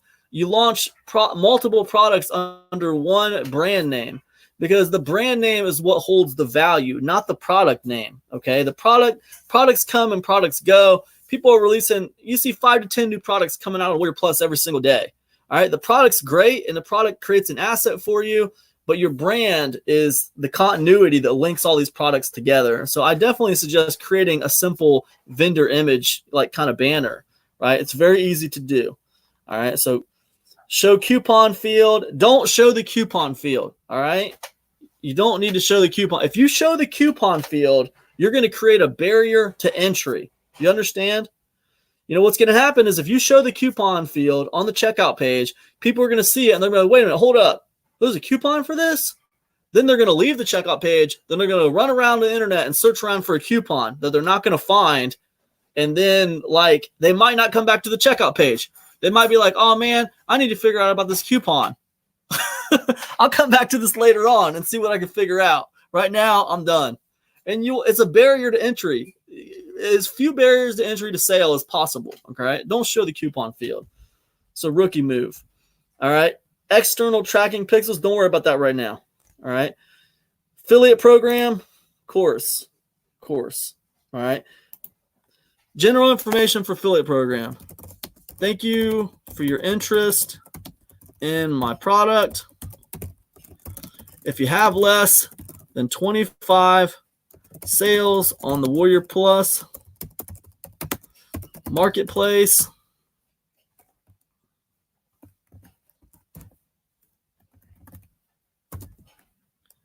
email me at camjenningspro@gmail.com with a strategy for promotion, right? You get all these newbies who don't know how to sell anything signing up to be your affiliates. And then what they're going to do is they're going to try to run over there and buy a bunch of garbage traffic from like trafficforapenny.com or something like that.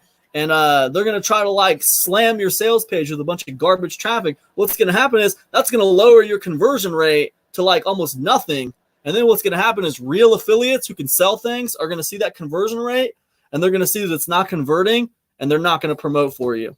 And that's what's going to happen. So that's why you put something like this in place, and that's why you got to be a little bit careful about who you select as an affiliate, okay? If you start letting in a bunch of low-level affiliates, like just people who can't sell anything, who don't know what they're doing, I'm not talking about low-level affiliates that know how to sell and they have a strategy for promotion. Like if someone's a low-level affiliate and like maybe they only push like 5 or 10 units, but they have a YouTube channel and they do reviews on products, that's different. You just want to avoid the people who don't know what they're doing and are just trying to send like a giant solo ad right at your sales page or something. You want to avoid those people because you're launching on a platform that's really driven around affiliate traffic, okay? And it's hard to attract affiliates with a low conversion rate. All right, so that's basically what that's about. Program details URL. This is where you put in like a JV page. Like if you create a JV page for your offer, what is a JV page? I forgot to put it over here. And create. But what you basically do is another page that you'd want to create is a simple JV page. What am I talking about? A JV page. Okay, I'm going to give you an example since I didn't put it over there. All right, I'm going to put, let's see here. All right, so here I did a product called Email Secrets a while back, and this is the JV page for Email Secrets. All right.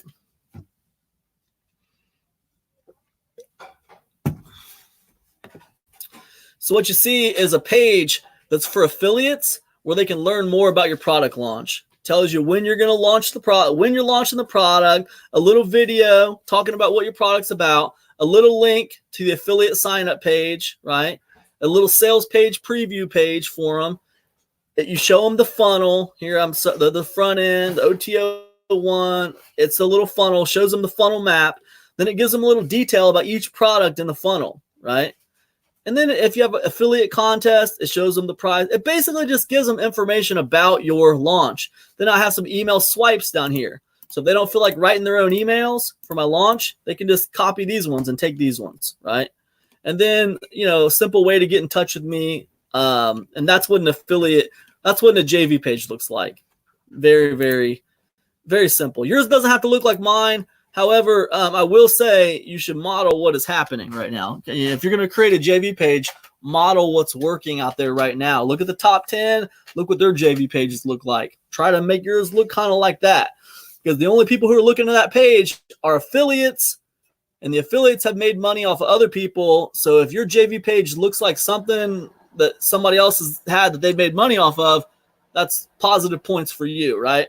So anyways, that's where you put your link, your URL link to an affiliate sign-up page. Or not affiliate sign-up page, but a JV page. All right. Affiliate contact email is optional. You can put an email here for the affiliates to contact you if they want to get in touch with you. Affiliate updates list. You put this if you want to create a list of affiliates. It's a good idea.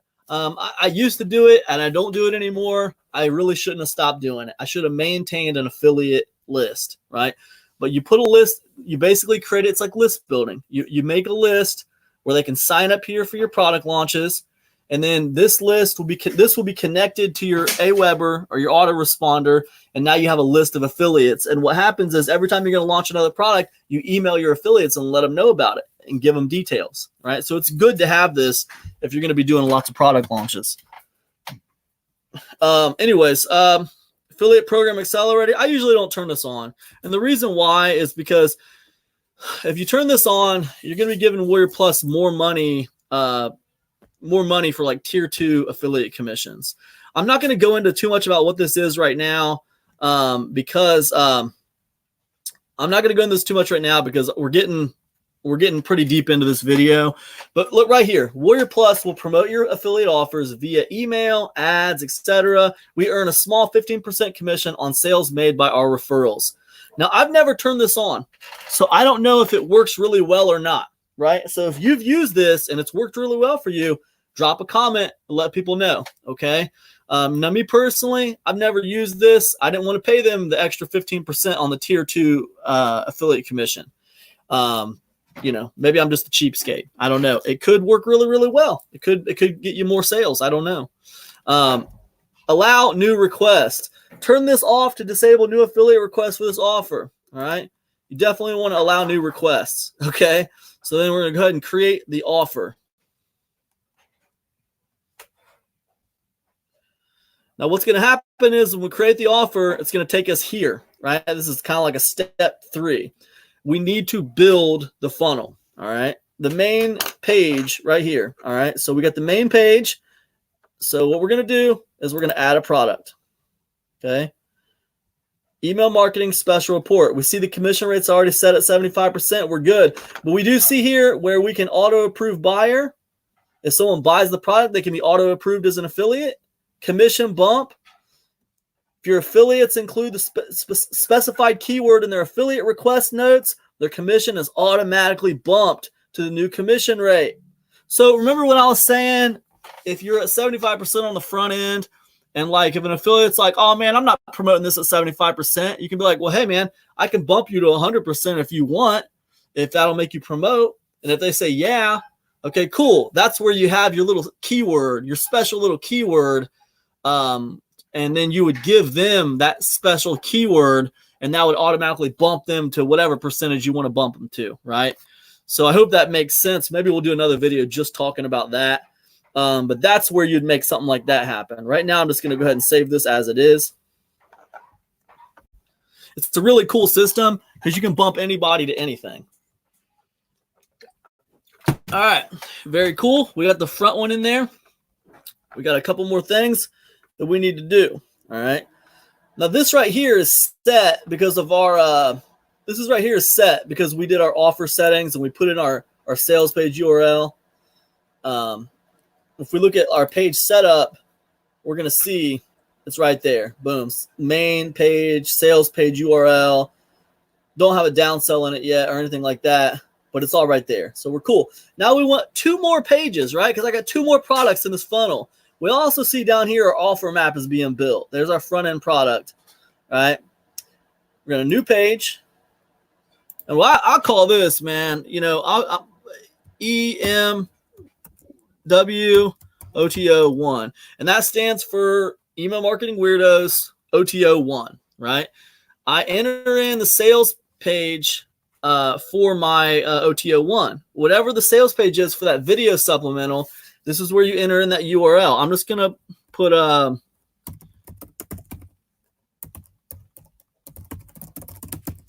com/V. And I'm going to,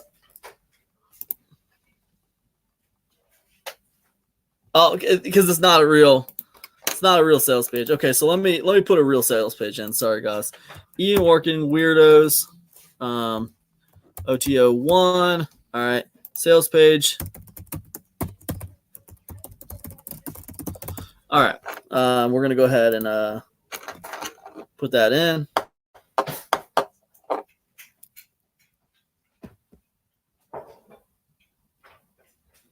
Okay, we're going to add a product.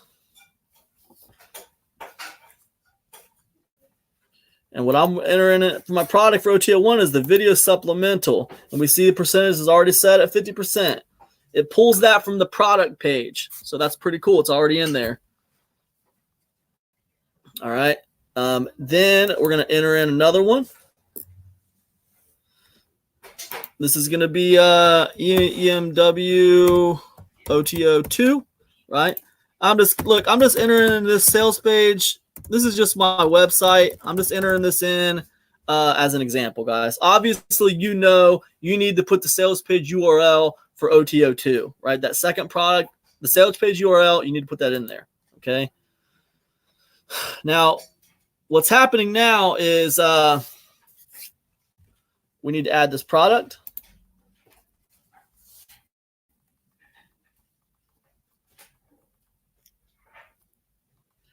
And we're going to go ahead and we're going to add our 2-day workshop right there. All right. Boom, boom, boom. It's already set at 50%. And we're going to save it. All right. Boom. Just like that. Now we've got the pages created for the products right here. But what we got to do, man, is it says page not in your funnel. We got to get these pages in our funnel. We got two. All right. So what we're going to do, guys, is we're going to go add an upsell. So when they buy the front end product, they're going to be offered OTO1. So when I add the upsell, it's going to ask me what I want to add. And I'm going to say OTO1, right? Save.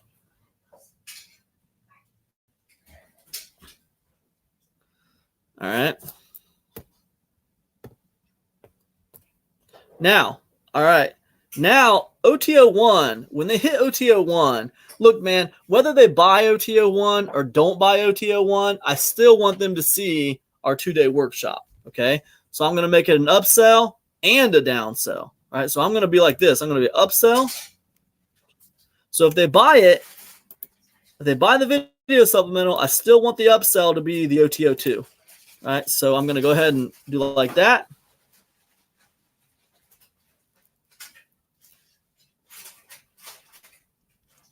All right, and then right here for downsell, add downsell. Yes, I'm going to add a downsell, right? I'm going to add a downsell. And what am I going to add for a downsell? OTO2. OTO2. Same thing. Because I want them to be offered the workshop whether they buy that or not. So by doing this, everyone who buys is going to be offered everything in my funnel, right? And it looks like this when it's done, okay? Just like that. Once you have the funnel connected like this, and you always want to connect it in a way, by the way, where everybody who buys that front end offer sees everything in your funnel, unless it doesn't make sense. Like for instance, like let's say OTO1 has a they get offered OTO1, and then if they don't take you up on OTO1, they get offered OTO1 at a discount. And that would be like right here. Like that'd be like a DS1, right? Downsell 1. And that'd be basically the same thing, but you're going to offer them like a 15% discount or something, right? So in that situation, you don't want whether they buy this or not buy this to be offered DS1, right? You only want the people who don't buy this to be offered DS1, right? But when it makes sense, you want everybody to see everything. And that's why we'll take this, whether they buy it or don't buy it, we'll send them to this. Everything that you can offer people, you offer people. All right. And that's how it works with the sales funnel, right? So after you get this connected and set up, the next step is to get your buy buttons on your pages. Every sales page has its own buy button. Okay. There's the get code. Okay, so look, you click that button and you see it right there. Now you can adjust the way it looks over here. You got different ways. I can make it orange. I can make it blue. I can change the text on the button. I can change it to like a buy now. It's flat right now. I can make it more of a clean style like that. I can do whatever I want to this button. Once I get this style adjusted the way I want, I go ahead and copy this. Boom, and I put it on my sales page, right? Many times people will put this button on their sales page 2 or 3 times in different locations in their sales letter, right? But you're going to put this on your sales page next. All right. Now that's the front end, right? And all you need is the sales button. All you need is the buy button on that one. Okay. Now, once you get the buy button on there, you go ahead and you click on this button here, right? And what it's going to do is it's going to ping your sales page, and it's going to verify that the sales button is working correctly. All right. It's going to come back with a little green check mark, and you're going to be good to go on that one. Then you move on to your funnel products, right? You get the buy button code for your funnel product, right? All right. And there we got it. There's a $27 OTO1. All right. I'm going to get this. I'm going to copy it. I'm going to put it on my sales page for my funnel product 1. All right. And I'm going to put it on there just like I did on the front page. But with this one, after you get this sales button on there, then you want to do this, an extra step, right?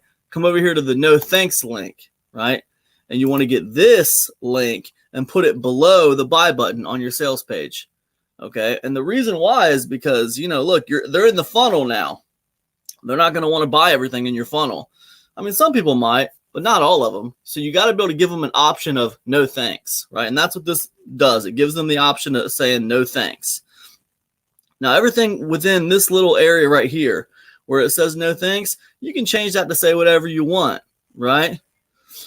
But the other stuff right here, it needs to stay the same because that's going to manage where people go in your sales funnel, right? But this right here is the actual writing that appears, and you can change that to, whatever you want.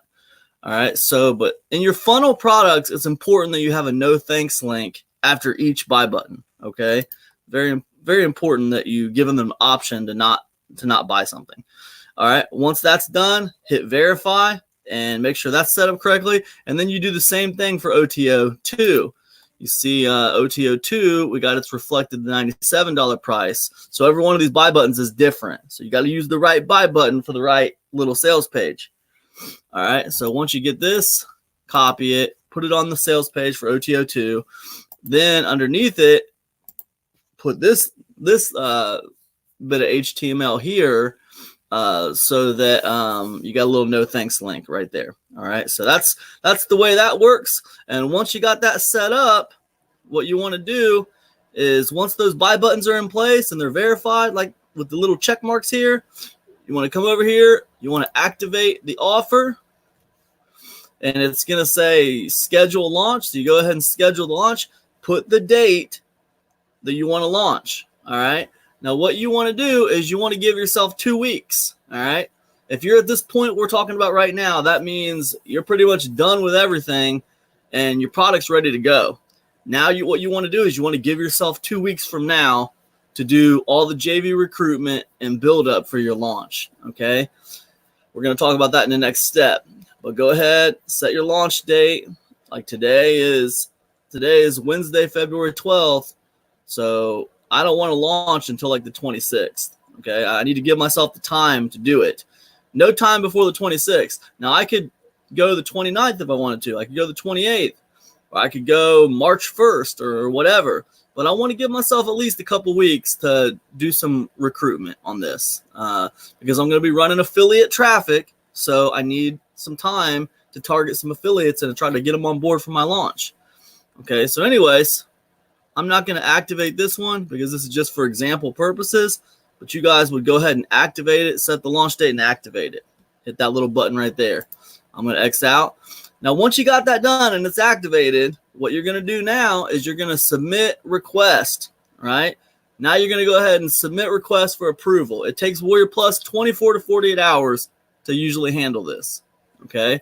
So that's another reason you give yourself a couple weeks, all right? 24 to 48 hours to handle this.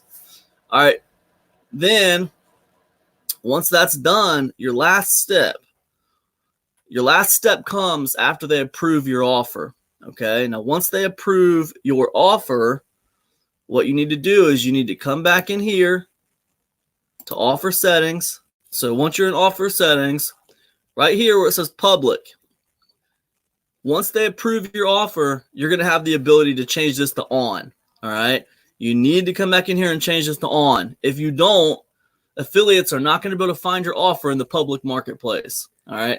Now, sure, you can send them a direct link to your affiliate sign-up page, but it would be really nice if they can just find it in the marketplace. Also, top 10 lists and all that stuff that other people see in the Warrior Plus marketplace, your stuff's not going to show up anywhere. It's not going to show up in any of those places unless it's set to public. So it's important that once you get approved, you come back over here and you change this to public.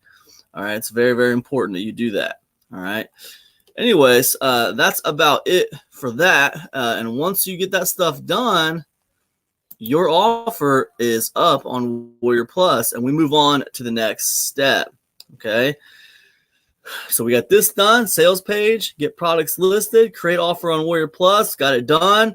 Get buy buttons on sales page, got it done. Reflect upcoming launch on social media and web properties. Like, listen, your social media, like if you have like a Facebook, okay, your profile banner up there at the top of your Facebook, it should reflect your launch, right? You should be talking about your launch on that.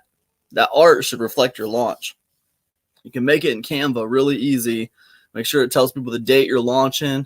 Maybe it has the cover on it, something, right? You want to use that advertising space. Your blog, somewhere in your blog, it should reflect your launch. Okay. If you have a YouTube channel, somewhere on your YouTube channel, it should reflect your launch. Okay. All your social media properties, everything where people could see eyeballs on your stuff, there should be some indication of what you have going on. Okay. So reflect the upcoming launch on social media and web properties. Okay. You need to think about where all you have any kind of attention on the internet, right? And you need to make that reflect your upcoming launch. All right. Next, we're going to be moving into the release portion of this guide. I might break this tutorial up into 3 different videos: create, package, and release. I don't know. We'll see. This video is getting pretty long. But anyways, next we're going to work on the release portion of this guide. All right. First thing, look, you got to give yourself at least 2 weeks for affiliate recruitment. And I already said that. Okay. Next thing, you need to list the launch on Muncheye. That's muncheye.com, muncheye.com. Muncheye is a hub for affiliates and product vendors. Okay, so everybody lists their product on Muncheye in the internet marketing space. So you want yours to be listed on there because you're going to get more affiliate eyeballs on there. All right. Next, you're going to list your launch in all the Facebook groups. So there's like 60 or 70 different Facebook groups that I know of that are just about product launching. They're just focused on announcing launches on JVZoo and Warrior Plus and ClickBank and stuff.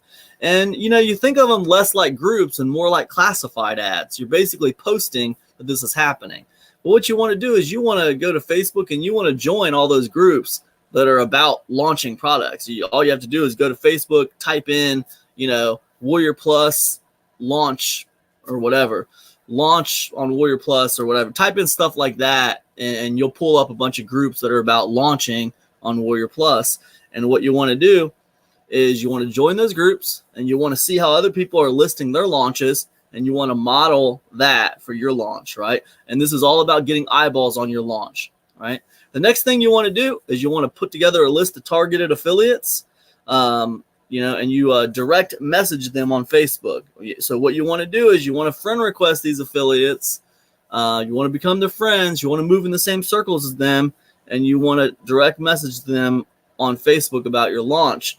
When they don't know you, they're not going to care about your launch. All right, you know that. Everybody understands that. They don't know you, they're not going to care about your launch.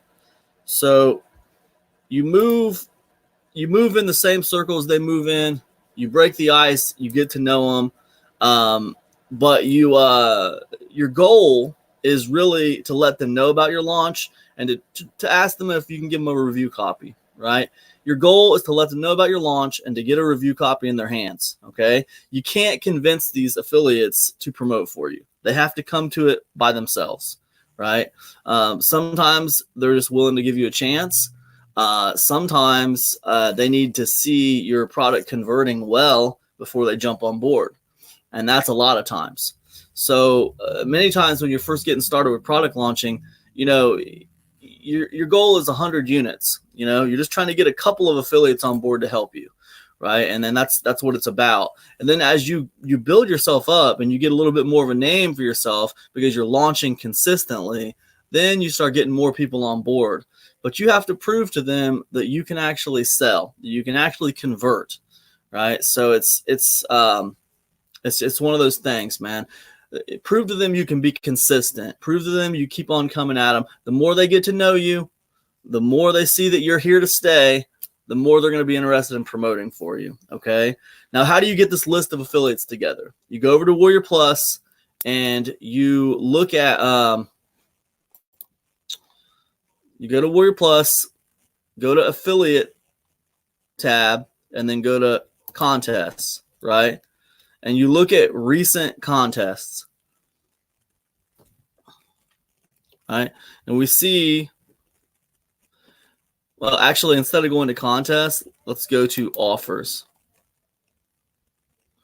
Affiliate tab, offers, all right? And when we go to offers, what we're going to see is we're going to see recent affiliate contests, all right? And I'm going to pull a list. See all these with presents beside them? These are affiliate contests, right? Affiliate contests, all right? And what I can do is I can pull open these contests. I can click here.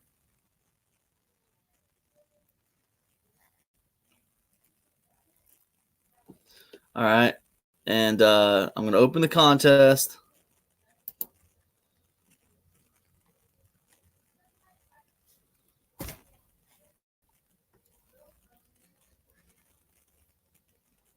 All right, and I am going to, I see a bunch of affiliates on here, right? Look at this. Man, I want a list. Here's 100 affiliates right here. I want a list of about at least 100 people that I can reach out to. 200 to 300 affiliates that you're reaching out to is not out of the question, right? Because they're not all going to promote for you. A few of them are going to promote for you, but you got to reach out to a bunch of them to get a few to promote for you, right?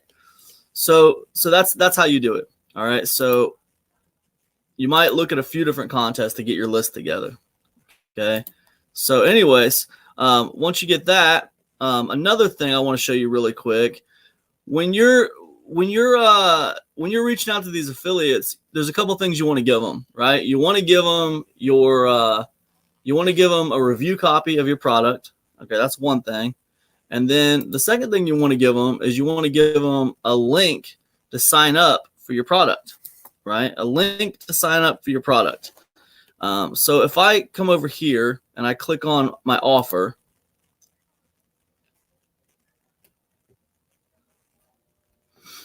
okay, and then I come over here to settings, I'm going to get my affiliate sign up page right there. All right, I'm going to click on that. And this right here, this link is the link I want to give them. All right. That's the link I want to give them. It's going to tell them what they need to know about my product. Right. Very, very cool. All right. Now, the other link you can give them is a link to your JV page if you created one. But if this is your first launch and you don't have a JV page, I mean, that's fine. You can make a JV page on your second launch. Your first launch is really about starting to understand the process. There's a very good chance you're not going to make tons of money on your first product launch. It's really about trying to understand the process and getting better at it. You're going to make more money the more you do it. But anyways, this is the page right here. They definitely need a link to this one because this is where they get their affiliate link, right? So anyways, that's it for that. Now we move on. So next, you want to write content for your launch cycle. Okay. And listen, I like to do 4-day launches, right? So for 4 days, this product is in a launch cycle, right? And what that means is I usually will have a lower price.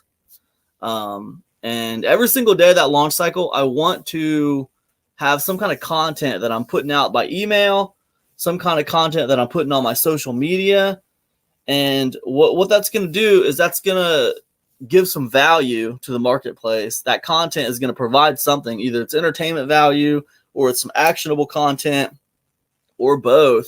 But it's also going to talk about my product launch, right? And it's going to, ideally, you want that piece of content to give them a new perspective on the product you're launching, right? Not just go here, buy this, go here, buy this. You want the content to give them a new perspective, right? So like it's the difference between, angles again, right? It's like the difference between saying, hey, a newbie's guide to outsourcing for entrepreneurs or something like that. But then you got 4-hour work week, right? Two completely different angles on the same subject. So with the content that you're creating during the launch cycle that you're just putting out there on social media and that you're sending your email list, you want to create a new kind of angle every single day to give them a different look at your product so they see it in a new way, because you're trying to hit people from different angles, because some people aren't going to resonate with some angles. And then some people, the angles stack up. And after seeing a few different angles, they're like, yeah, you know what? This is a really good idea. I want to get this, right? But if you don't give them a new look every day, then they're just going to start glazing over because you're giving them the same message and they've heard it before, right? So you want to try to give them a new look every day. And then, listen, you launch the thing, right? And then like at the end of your launch cycle, you take the product out of the launch cycle with consequence. Remember that. You always take the product out of launch cycle with consequence, right? Either you're raising the price after the launch cycle, or you're taking the product off the market when it comes out of launch cycle, or you're removing some kind of crazy bonus when it comes out of launch cycle, some kind of consequence at the end of launch cycle. And the reason why you need that consequence is because of scarcity, right? Because scarcity is going to help push more units when you're launching, right? If you don't have some kind of consequence at the end of your launch cycle, there's no meaning to the launch cycle. You know what I mean? You want something to happen at the end of the launch cycle. This will push more people to buy your product during the launch cycle, okay? So anyways, that's it for releasing. And I think that's about it. Now, the important thing, guys, the really important thing is that you guys tell me what you need to know more about, okay? Because I know this is a guide where I've